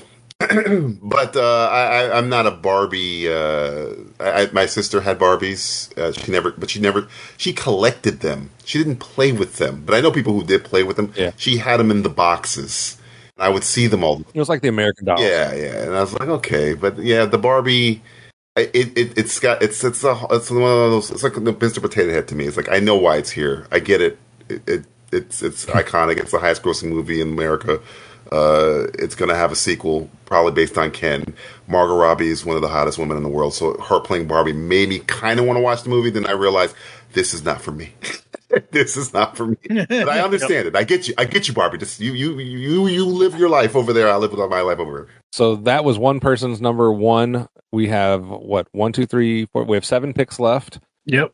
4 of them were number ones on people's list. 3 of them were number 2s on people's list. So it's the cream of the crop, folks. So number 7, it was a 2022 Toy Hall of Fame inductee. It was brought about to us in 1982 from a company called Mattel. Put one column in the action figure column. He-Man and the Masters of the Universe. Speaking of toys that aren't a specific size, because they're all different sizes, but that's right. What do we have here? It's Castle Grayskull. And it's mine. Not so fast, Beastman. He-Man! You can pit He-Man against Beastman, playing for the power of Castle Grayskull. You have to put the castle together. Beastman's escaping. The throne, Dad. Dad, you saved the castle.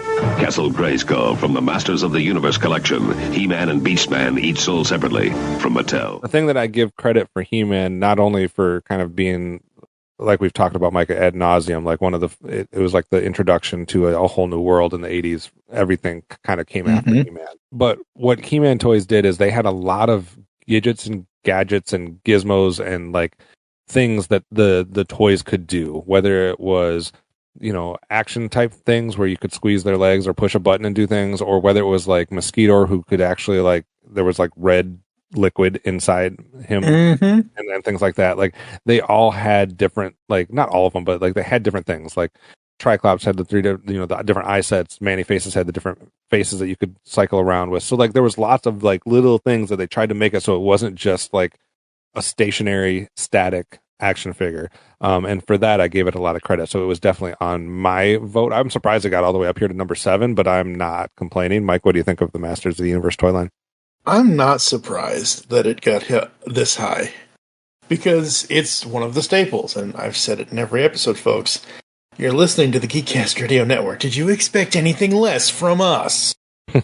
And the thing of it is I didn't have the whole toy line, but I had a good majority of the good guys and the bad guys. I had both Snake Mountain and Castle Grayskull, except because I come from divorced parents, Castle Grayskull was at my mom's house and Snake Mountain was at my dad's house. What does that say?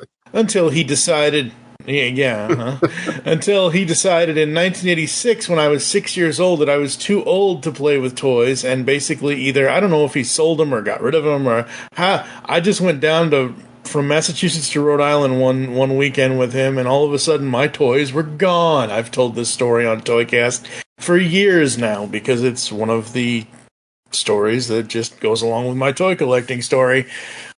There's a picture of me, I want to say it was 89, where I'm to the left of the frame, Castle Grayskull is in the front of the frame, and it has every other toy I had except for any of the Master. It's got a Dick Tracy action figure next to it. It's got Captain Planet next to it.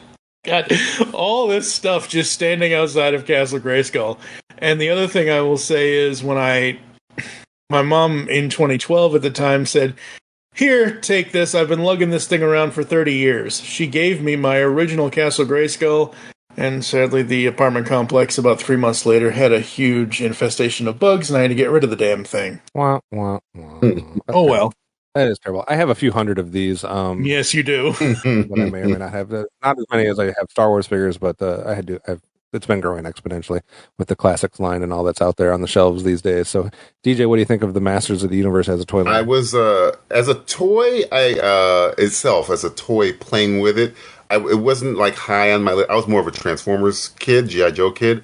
I was a huge fan of the show. I mean, as we sit here, I'm literally editing together another He-Man sketch. We do it on our show all the time because I love the show. I love the characters, but the creativity of the characters, as you were describing, the fact that they got him in the toys, I thought was like Ram Man and Mech-a-Neck and all that stuff. I like that, but I like He-Man more as a property, and bugs me that they can never get this thing off the ground because they have so much cool stuff.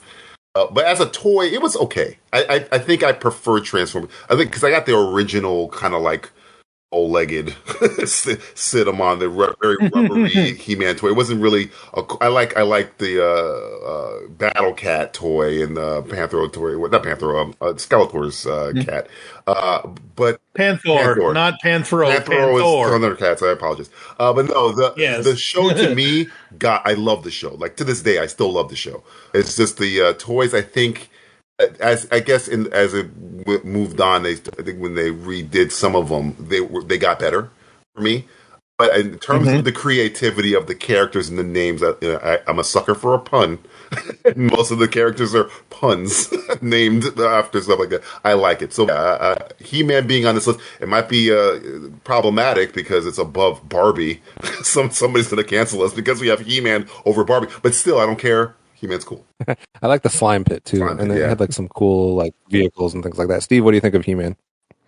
I was not a huge fan of it as a kid, but I have to agree with DJ. I was more of a Transformers fan, more of other franchises, but I do like the franchise as a whole. I had some of the original He-Man stuff, and then I had some of the New Adventures of He-Man.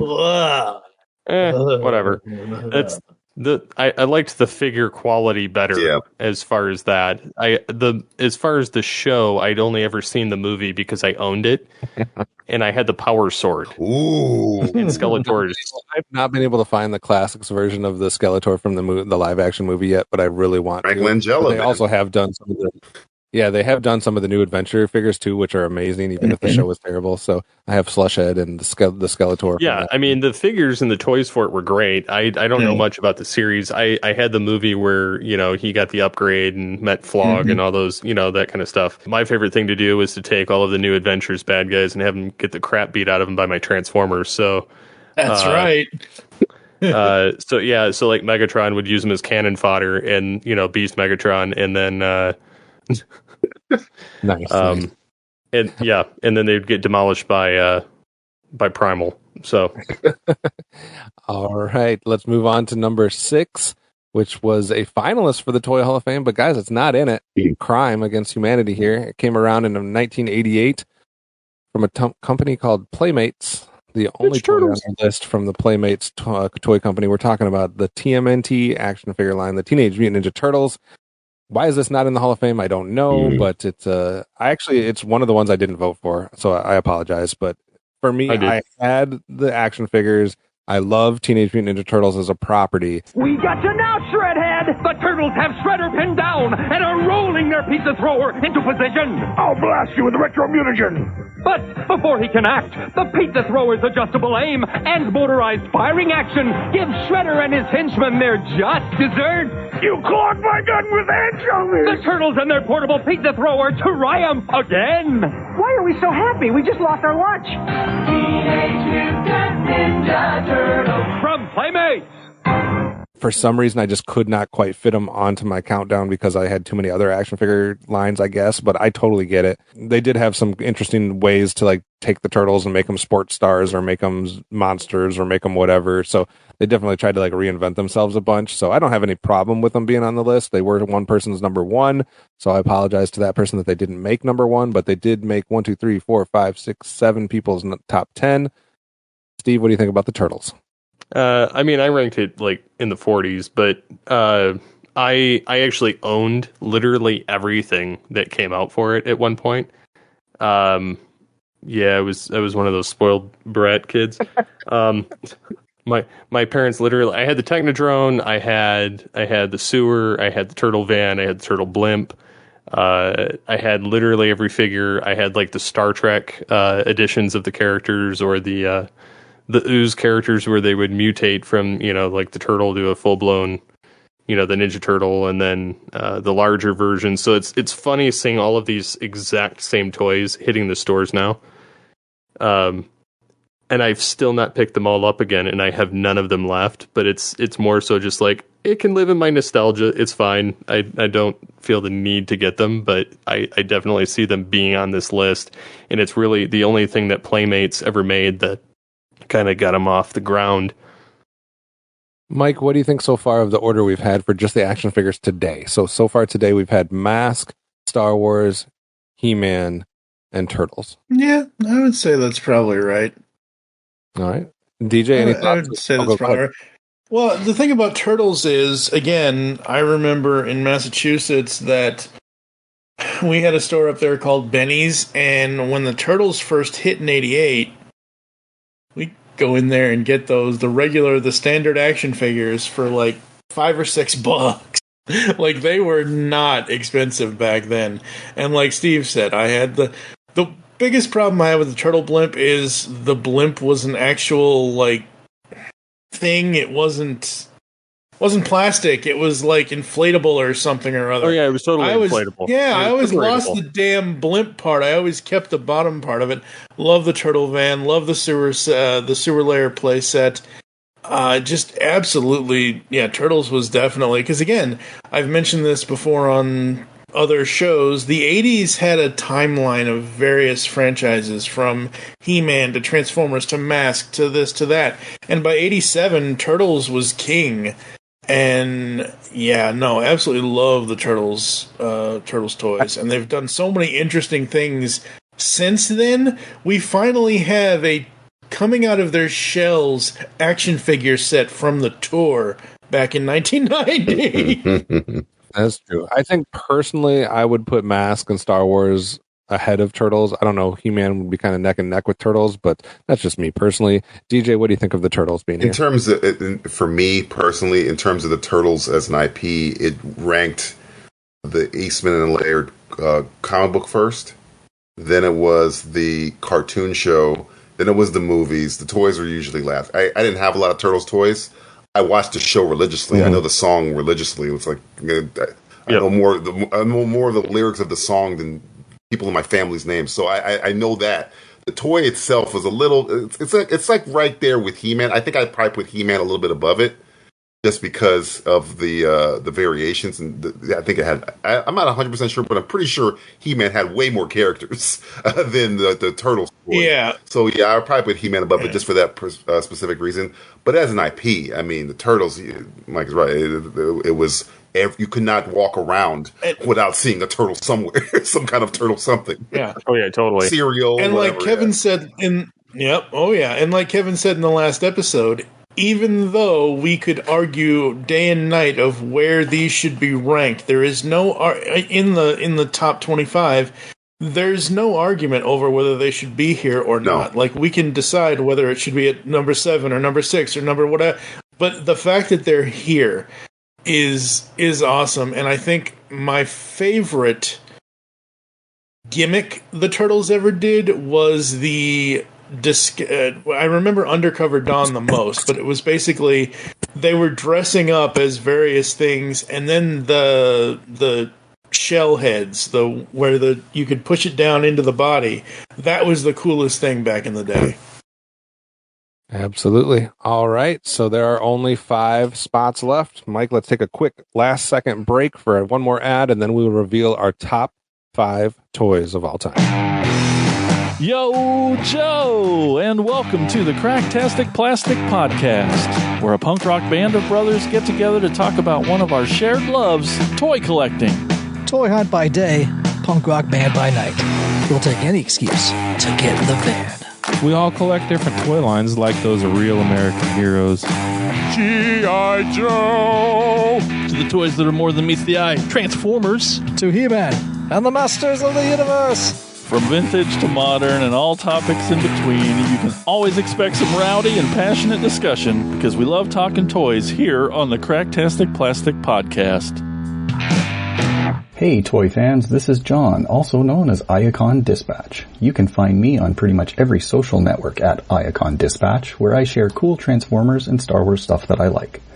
Thanks so much to the great people at Geekcast Radio Network for putting this awesome project together and for once again letting me contribute to it. Definitely had a lot of fun with it. Take it easy, everyone, and I'll see you around online. Do you ever catch yourself wondering about those old retro and classic toys you grew up with? Maybe reminiscing about the amazing toys you received for your birthdays or Christmases? Yeah, we do too. So we created a podcast to talk all about those amazing toys. Catch the Toy Rewind podcast each week as the brothers Newland discuss and learn the history behind some of the best toys from years past. You can listen on Apple Podcasts, Spotify, or pretty much anywhere you get podcasts. Also, be sure to check out ToyRewindPodcast.com for more content about those classic toys you loved. Just an old guy talking about old toys. It's me, Willie, from the Toy Tune Podcast. I talk about toys from the 50s, 60s, 70s, 80s, few 90s, and some mixtures of other toys in there as well. If you'd like to hear me talk about some old toys in podcast form, I'm available on Apple, Stitcher, iHeartRadio. Just like an infectious earworm, I'm all over the place. If you like to see videos on old toys and old retro games, check out my YouTube channel at Arcade USA. Thanks for listening.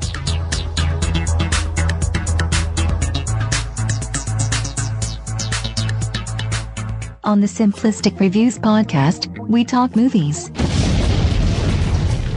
We talk TV. We talk. Hello, Julie, what the heck are you doing? Trying to make our spots sound more exciting by adding explosions. Yeah, I'm pretty sure you could have got the point across with sound effects, not the real thing. Car. Download this show on iTunes or at simplisticreviews.blogspot.com. I'm sure your insurance company will cover that. No, they won't. No, they probably won't. All right, so that means there's only room for 5 more reveals. Everybody can be starting to check the list and check their list and see what hasn't fallen yet and try to make their predictions on what our top 5 is. We'll see. This number 5 pick was on 9 people's top 10. Nobody got it at number 1, though. The highest it was ranked was number 2. This was a 2011 National Toy Hall of Fame inductee. It came to us about 1968 or so. We're going back to the toys with wheels, DJ, and this time it's some Hot Wheels. So Hot Wheels at number 5. We've seen Matchbox way further down on the countdown, but now we have Hot Wheels at number 5. Welcome to the world of Hot Wheels monster trucks, where big tires meet even bigger tires. Crush the road with Bone Shaker. Save the day with 5 Alarm. Tear into it with Tiger Shark. And get wild with Demo Derby. Large 1/24th vehicles, each sold separately. Mike, what do you think of that? Absolutely. Gotta love them. Like I mentioned in one of the other episodes, right here on my desk, I have a Hot Wheels Knight Rider Kit Super Pursuit mode car. So absolutely love Hot Wheels. They were so cool. What do you think of them being number 5? Yeah, no, absolutely. Definitely. All right, Steve, any surprise? Not really. I mean, they still sell like hotcakes and are still dirt cheap in the store. And I check them out periodically when I go in with the kids and look at the toys, or I go to the grocery store to pick something up. And I'm like, let's see what's new over here. And then periodically I'll pick one up just randomly. And the kids are like, why are you buying a Hot Wheel? And I'm like, because I like it. And it's cheap. I own about a dozen of the Treasure Hunt Hot Wheels sealed on the card just because I knew other people wanted them, so I bought them instead. That was when I worked at Target, and I did not like the Hot Wheel collectors. They were not nice people. But for some reason, out of all the different collectors we had to deal with, the Hot Wheels collectors were the worst. And really? And I knew that there was one Treasure Hunt per case, so every time we got a case, and I just took the Treasure Hunt and bought it, and they never found it. Yeah, Hot Wheels collectors, and this is a whole other podcast episode, but Hot Wheels collectors are like just beyond die hard. Oh yeah, literally this guy and his son I worked at Target for 10 years, basically. This guy and his son were outside 10 minutes before we opened every day of the year for 10 years. Jesus. Why? And I literally saw these people grow up, and I didn't want and I didn't want to. And they would come. That's horrible. And they would make a beeline to the back of the store where the Hot Wheels were. They would look at them, for 3 seconds, then turn around, make a beeline out, and I assume go to a different store. And they would do that every morning. More power to them, I guess, but they didn't find much at our store.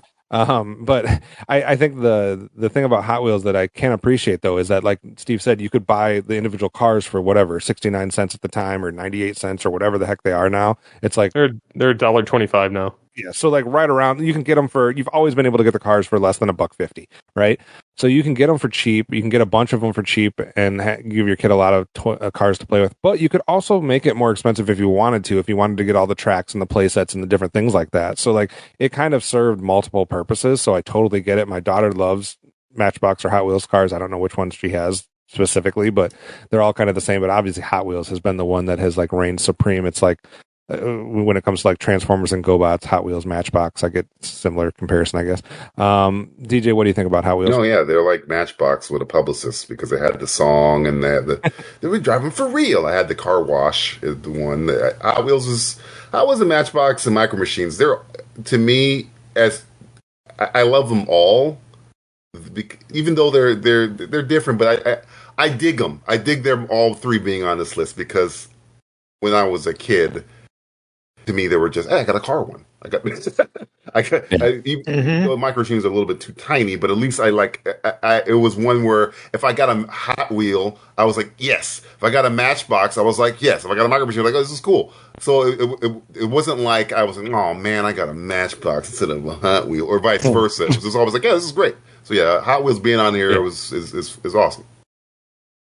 Matchbox were always a little bit more of the realistic cars. Hot Wheels always the more toy fun cars. To me, it seemed like. All right, moving on. There's only 4 spots left, guys. Number 4 toy was on 12 people's top 10. This was introduced in around 1964. So in 2 back-to-back in the 1960s. This was inducted into the Hall of Fame in 2004 from a company called Hasbro. Yes, an appearance by Hasbro, guys. We're talking about the G.I. Joe toy line. He'll fight for freedom wherever there's trouble. G.I. Joe is there. G.I. Joe. Cobra's captured our attack cannon. Call in G.I. Joe. Go get Breaker. He can do it. He never gives up. He'll stay till the fight's won. Get the rapid fire motorcycle. G.I. Joe is there. G.I. Joe. Ow! He did it.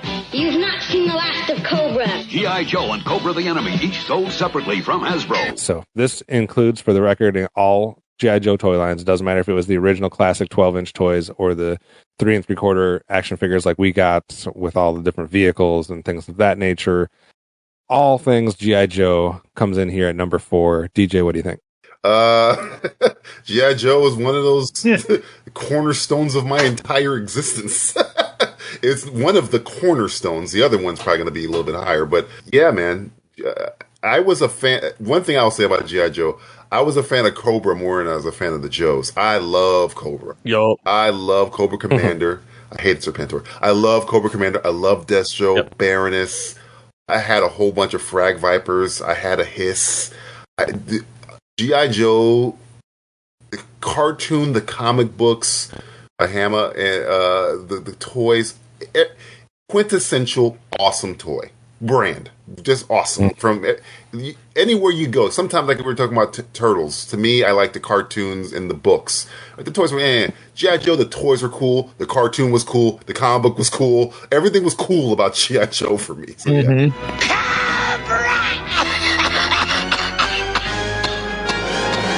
So, I think G.I. Joe, like that was the type of figure, like anybody's recollection or toy story from when they were a kid about any type of action figure that was getting like burned or demolished or dropped from trees or whatever, like that was G.I. Joe. That was the toy line that was getting all the abuse. I promise you that.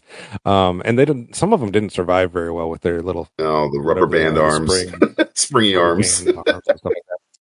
What's interesting is when we look at the action figures that we've talked about so far today, Mask, no nomination for the Toy Hall of Fame. TMNT was just a finalist. It's G.I. Joe, He-Man, and Star Wars that have actually been inducted, for whatever that's worth.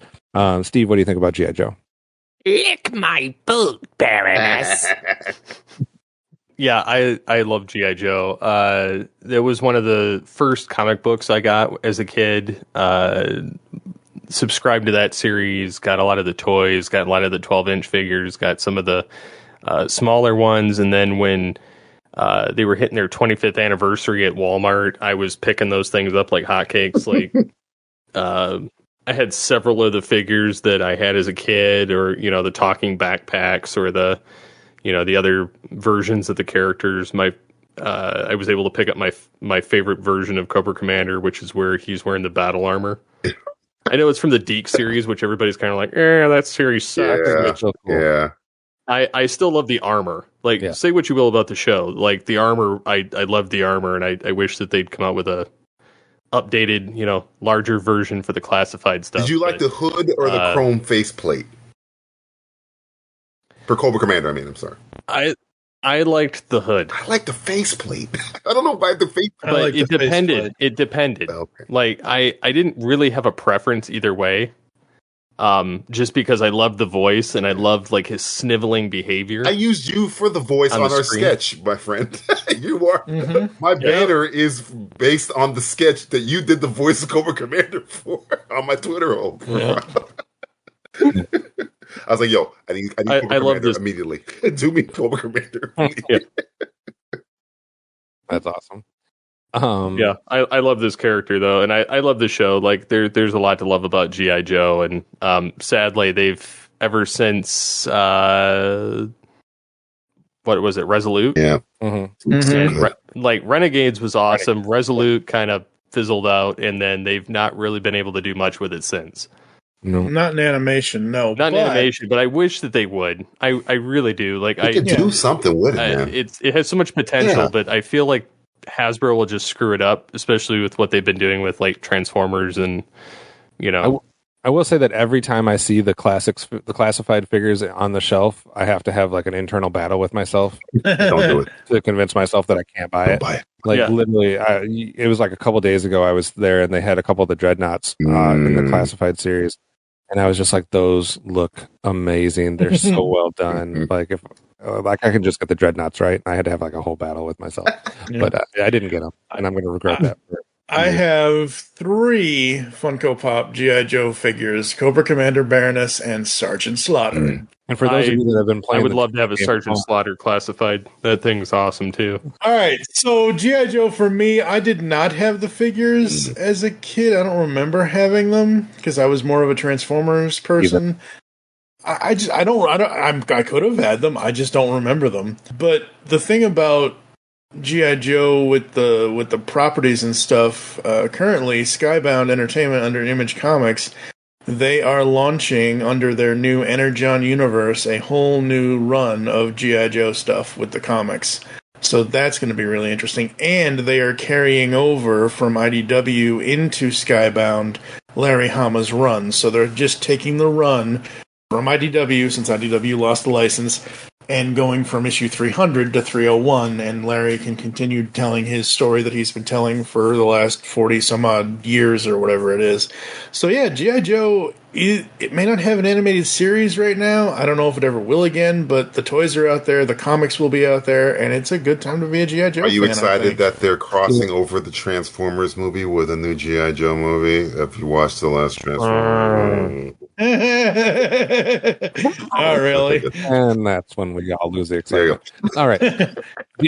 DJ, you were talking about like when we were talking about He-Man and Turtles, like who has the most characters. Yeah. I can tell you one thing about G.I. Joe. You thought you were cool and you had your like 10 or 15 G.I. Joes, and then some douchebag in your class would like come down the street and he'd have like a duffel bag of 300 G.I. Joes. And you're like, yep. That is so true. It's so true. How do you have 250 different G.I. Joe How do you have an entire literal army of G.I. Joe?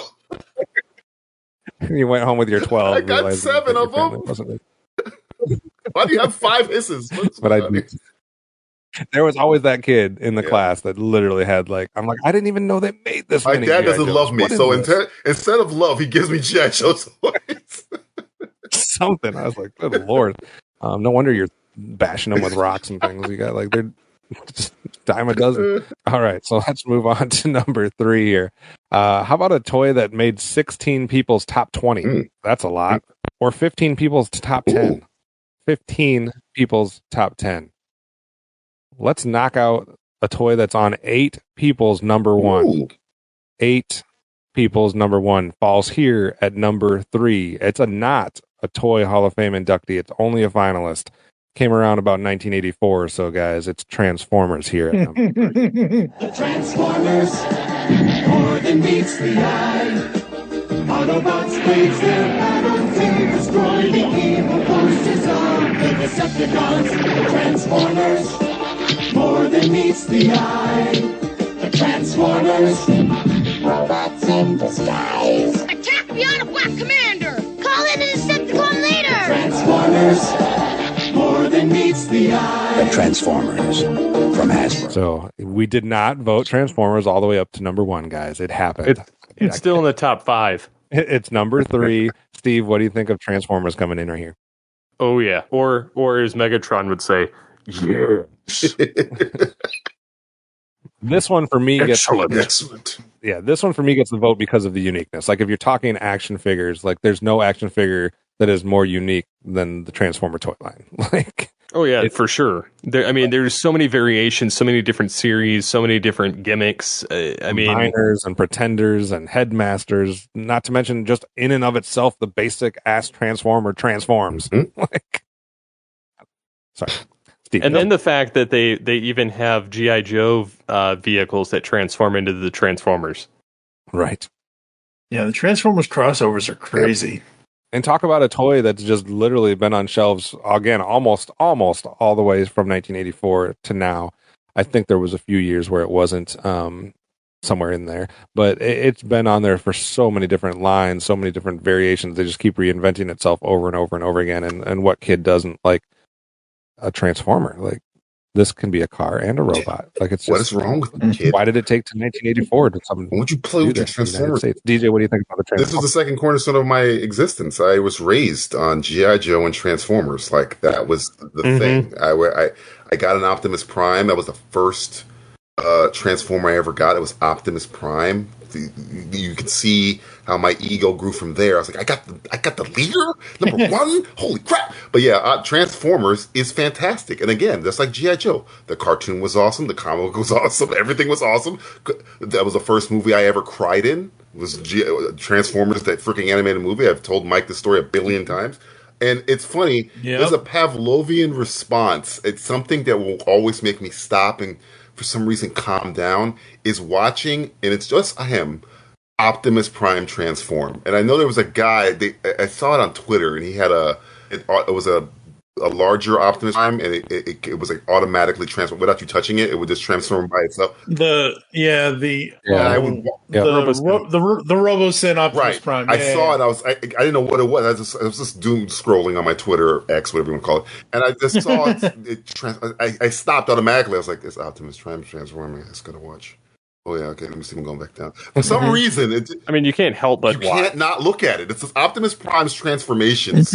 For some reason, and all of the transformations are pretty cool, but for some reason, Optimus Prime transforming with the arms going in and him going, it's just so cool. Transformers might be the greatest concept of a toy of all time. The fact that it's 3 kind of upsets me a little bit, but again, I understand it. I'm, partial, but Transformers, just it pisses. Damn you, Michael Bay. It pisses me off. I was about to get there. It pisses me off that they could. I just watched Godzilla -1 a couple weeks ago. Okay, where you have human characters that are so likable and good with Godzilla in the background, and it all blends together. But Michael Bay, for some reason, couldn't figure out that formula. How to use one of the coolest toys ever created, and he had 5 chances to do so, and he still couldn't make a movie that was not even good, passable to the human psyche.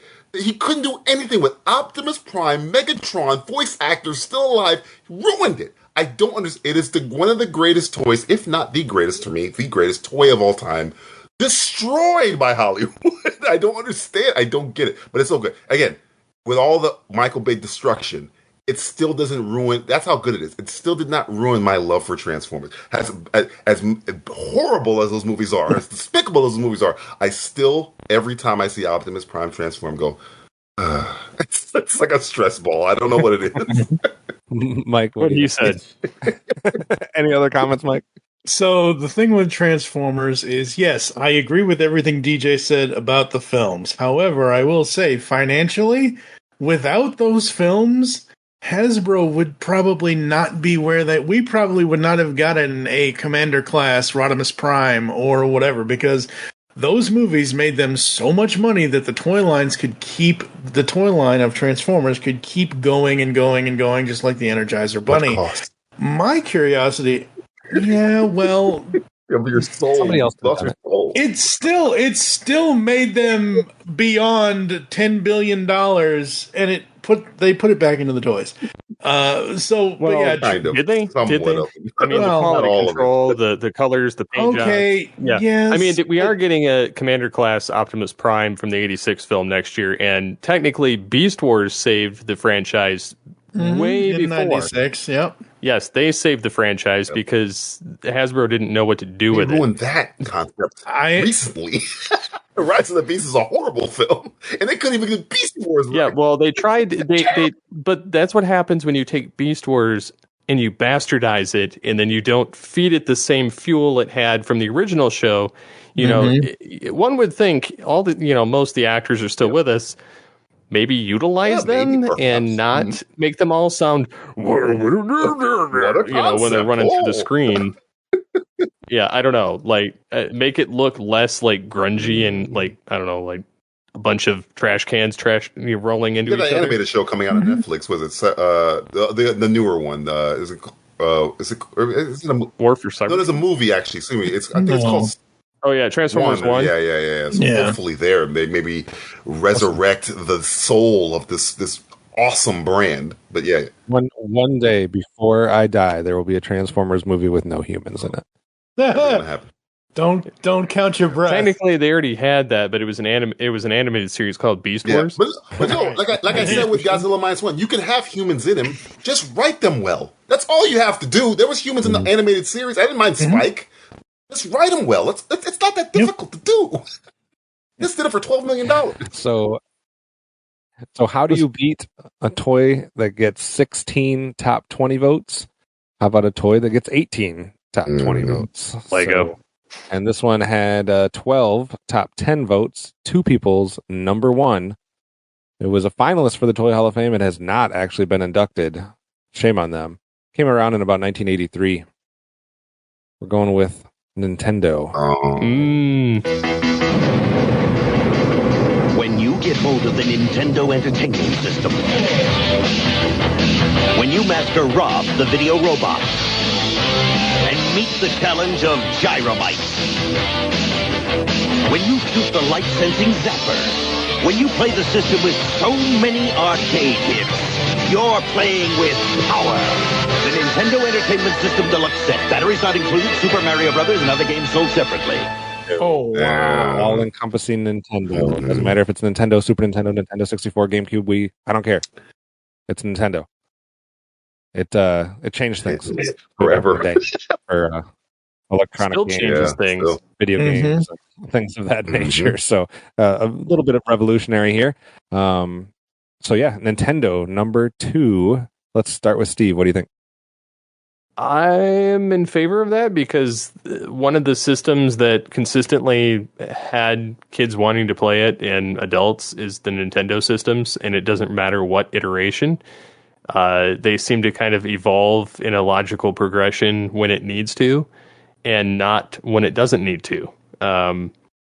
My first foray into Nintendo was with the Super Nintendo. The first one I bought was the GameCube, and then the Wii, and then I've not had a Nintendo system since, but that's more so because I have a PC and I don't really want to buy another game system. But yeah, I mean they've got a lot of great innovation, a lot of great games, Smash Brothers, Mario. I mean, a lot of great properties that are exclusive to them. So I mean, they're definitely a video game juggernaut. Mario, Zelda. Enough said. Mike, what do you think of Nintendo? Oh, I absolutely love it. I mean, a video game system with their own magazine, sign me up. That's Like, true. there wasn't anything like you were the king of the neighborhood if you had a Nintendo Power subscription. Power, let's go. That's right. Power Pad, the Power Glove, the whatever they all were called.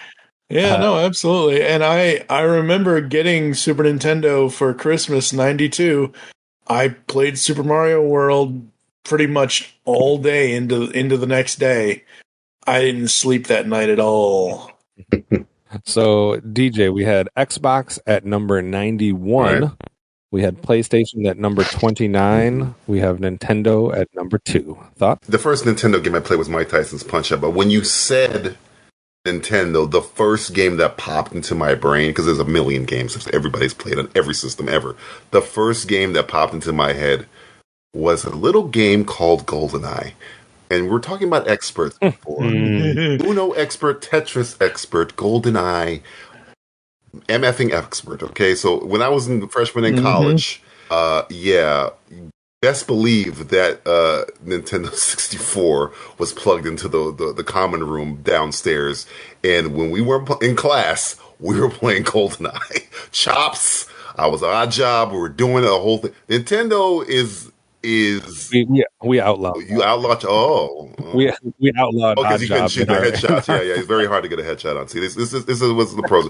If I would use Trevelyan if I wanted to get a little froggy, but if I just wanted to teach somebody a lesson, I get an Odd Job and slap them up. But no, the point is this: Nintendo is it's almost unfair. Nintendo, it's almost unfair. It literally revolutionized childhood. It's something that when I was younger I had like baby I had like an Atari or whatever, and I was like, oh, this is fun. And I saw my stepfather had Mike Tyson's Punch-Out. I was like, what is this thing you've conjured? What that looks like Michael Tyson? How are we doing this? Contra?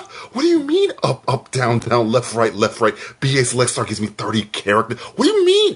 Ninja Gaiden? There was so much things going on. You could lose yourself. Literally, it's like Narnia, Nintendo. Nintendo, where you would just fall away. And how long have I been there? A couple minutes? 2 days. You've been playing this game for 2 days. Yep, 2 days. That's right. That was, I grew up obviously with Intellivision and Commodore 64 and things like that. But I remember Nintendo, like what happened with Nintendo, and it's not just that it revolutionized it once; it's like revolutionized it over and over and over again. Like it revolutionized it just by its initial thing, and then it did it again with Game Boy, and then it did it again with all these different things like throughout time. Second highest grossing movie in the world of this year. Guess what it is? Mario Brothers movie. Yeah. But another thing that Nintendo did was it like got into like the rental aspects of it, like where you didn't just go rent movies, you went and rented video games, which I don't think ever existed before that. I could be wrong, but I just remember it was like the thing, like you if you were having a sleepover or slumber party or birthday party or whatever, like you went and rented a certain game, and your goal was you had to beat it before you had to return that thing like 2 days later. Or whatever it was. That was like the Mega Mans of the world. That was like blowing into the cartridge to make sure it worked. Yes, everybody's done it. But you knew, like you and your like 3 or 4 friends knew that you all had to like combine your brain power and your strategy, because it's like, well, we have to beat these guys in the right order because we only have 2 days to do this. Like, you know what I mean? Like a Legend or a Link to the Past was similar like that. Love that game. I too, like GoldenEye may be the only game that I was a master of. Like you're a GoldenEye master too. You're a GoldenEye master too. Yeah, like we should. I think we need to duel, my friend. It can only be one. There was like the Sentinel, which could become the Bullet, and I could go up and down stairs. I might proximity mine you to death, though. I think he might not make it out. Outlaw those too, though, because I had it where if you allowed proximity mines, the first time you died was the end of the game. Oh, so you golden gun rules. Okay, I see how you activate. I see you were going to die. No, because I had all the mines set where you were going to respawn. Oh, so you just continued. You mapped it out. Did you look at the wall so people wouldn't know where you were on the map by looking at your screen? Right. Like you better not die because you're about to die 12 times in a row. All right, I game recognized game. Yeah. I see you. But yeah, Nintendo was. I mean, I get it. Like when I did this list, and I was like thinking as the lists were coming in, and I saw list after list that had Transformers at number 1. Like I said, we had 8 of them. I'm like, well, there's no doubt Transformers is going to be our number 1. And then when Nintendo was ahead of it, I was like, well, I guess it makes sense. And so that leaves only 1 spot. So we're going to go with our number 1, which was a couple things about it. It's on 4 people's number 1 overall. It's on 15 people's top 10. And it is the only toy that got a vote that appeared on every single person's list. So the only universal vote here goes to Lego. Emergency in Lego City Harbor. The big container ship is on fire. Quick, to the fire station. You can launch the new fireboat. Hey! You can build the fireboat, attach the motor, and rush out to put out the fire. The new fireboat is fast, powerful, and perfect for the job. You can save the day with a new fireboat from Lego City. Batteries not included. Each set sold separately. From 1949, it was a 1998 Toy Hall of Fame inductee. I believe it was invented in Denmark, if my research is correct. Yep. But Lego, it's the ultimate building toy, and I was very shocked at the number of building toys that did not get an appearance. Like, guys, it was Lincoln Logs and Legos. That's it. Yep, and that's all that matters, really. Well, I'm just saying there's so many different building toys that I am very shocked that we only ended up with 2. Because if you think about just the blocks, erector sets, Duplos, Playmobiles, Tinker Toys, Lincoln Logs, Mega Blocks, Connects, like there's so many different building toys. But I guess when it came down to it, like everybody was voting on Legos, and they didn't have room for another building toy on their list. So, DJ, are you shocked that Lego comes in at the number one spot? One of those things where I was like, Lego? Oh, yeah. Again, it's one of those. It makes sense. Like, when is Lego beating Transformers? Oh, you forgot. I forgot, by the way, that the toy or the thing itself, the building of it, the movies, the video games that made the prequels good. Everything about Legos is like, yeah, it makes sense. There's nothing in it. Like Spider-Man Homecoming, Ned pulls up a Lego Death Star. That was like 5 years ago. Yes, he does. So it's always, it's never going away. It might have maybe the most longevity of anything on this list. I think in 20 years, people are going to. I think it's been on the shelves since the 40s, basically already. But it's another one like you're talking about. Like it's so diverse. Like he has all the franchise connections, so you can have Star Wars Legos and Marvel. It's Legos longevity. I'm talking about the future. But it could go on forever. Like gotcha. Yeah. Oh yeah. So. Well, that's the other thing that it's become too, is because it's not just like you could have the simple blocks that like the 3-year-old could play with, but then you have these like complex, crazy things. Like there's TV shows just about Lego Masters. Oh yeah, I love that show. What other toy has? What other toy has a game show? Yeah, exactly. There's Lego Star Wars helmets from any Star Wars character that ever had a helmet since 1977. There's Mando helmets. There's Bad Batch helmets. There's all a Lego kinds of land. There's a Lego theme park, for Christ's sake. This Lego theme park. Here's how you know, guys. Like Star Wars has like a section of a toy aisle. Transformers has a section of a toy aisle. Lego has an aisle. Has an aisle, yeah. Sometimes an aisle and a half. Yeah. Sometimes it's like 2 aisles. And the other thing I can't figure out is like, I don't know how it survives at its price point. Oh, it's so expensive. It's been expensive my entire life. It's never gone down. It does.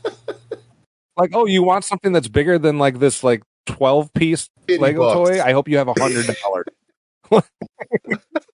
Don't even think about looking at that one that's half the size of this aisle, because that one's $500. Get your checkbook out. I want the Lego Optimus Prime, and I can't afford it. It's so expensive. But like, it just tells you like it's come from like just regular old yellow, blue, red blocks that can make a tower to like something that can make anything that we've made or had in pop culture. Like it's just insane. And you can have it's like the train set. You can have a whole basement that's like a village of Legos if you wanted to. Like the stuff people can do with this stuff is absolutely incredible.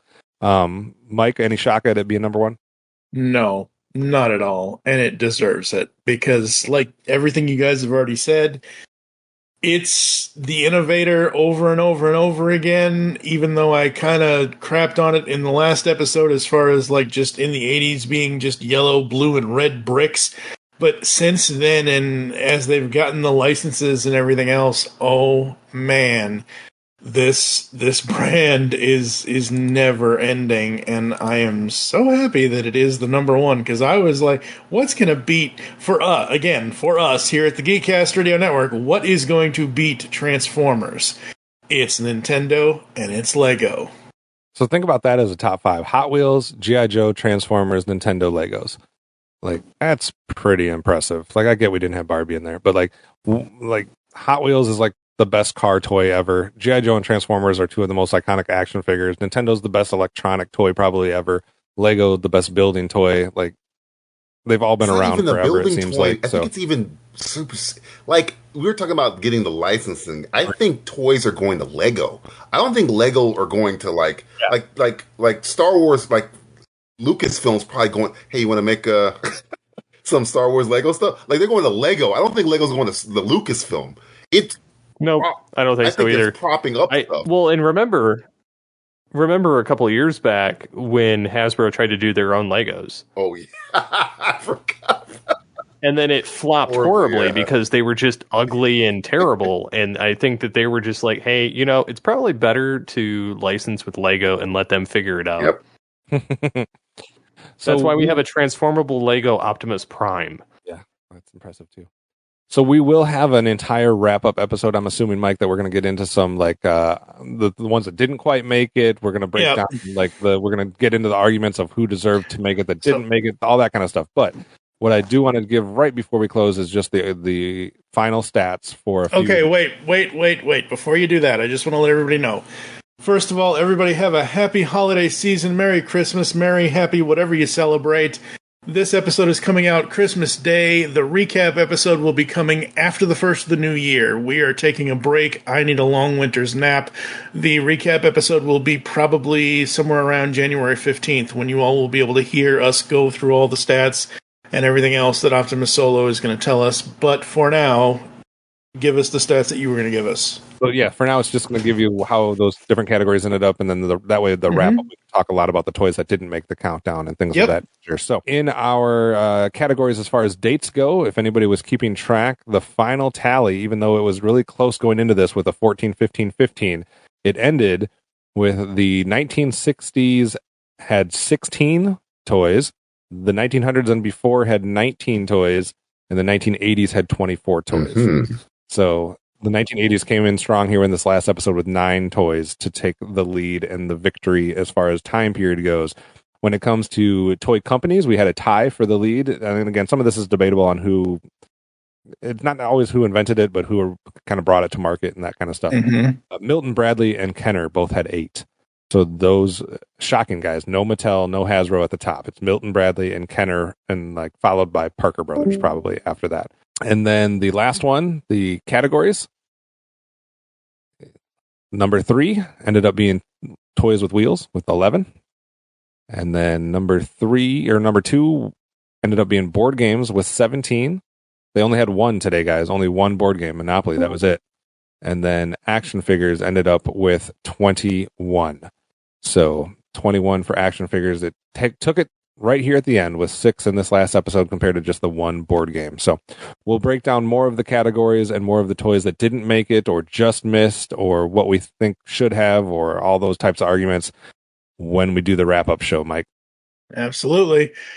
All right, folks. That's it. The 8th GCRN Top 100 count. We've done 800 entry. Obviously, there's more.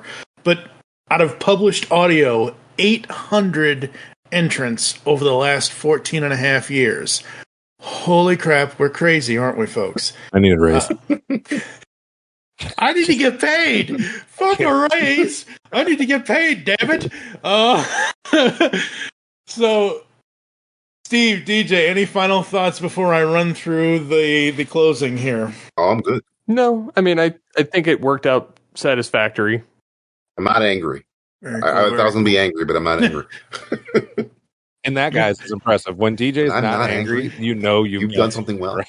When DJ Valentine doesn't have issues, that's a podcast you want to hear. That is true. I almost ranted, then I stopped myself. So good job, List. Good job, Loader.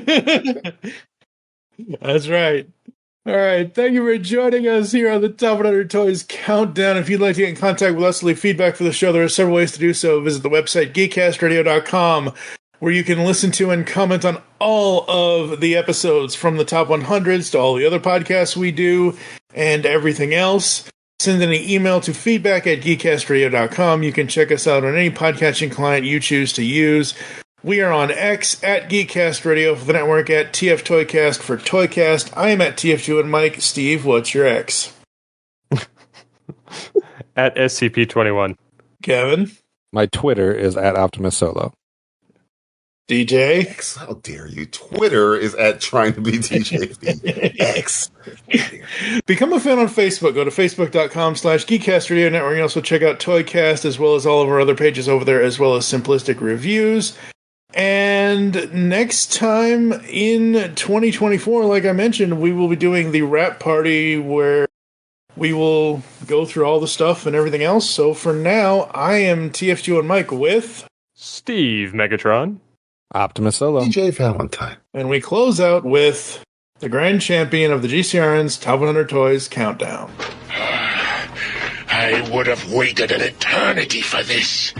It's over, Prime. Lego City. The mobile police units have caught the robbers and need a police station. Hey! You can build the new police station. Take them in, get the confession, and lock them up in the prison block. But the robbers have planned an escape. Now you can send out the police force to save your city. The new police collection from Lego City. Each set sold separately.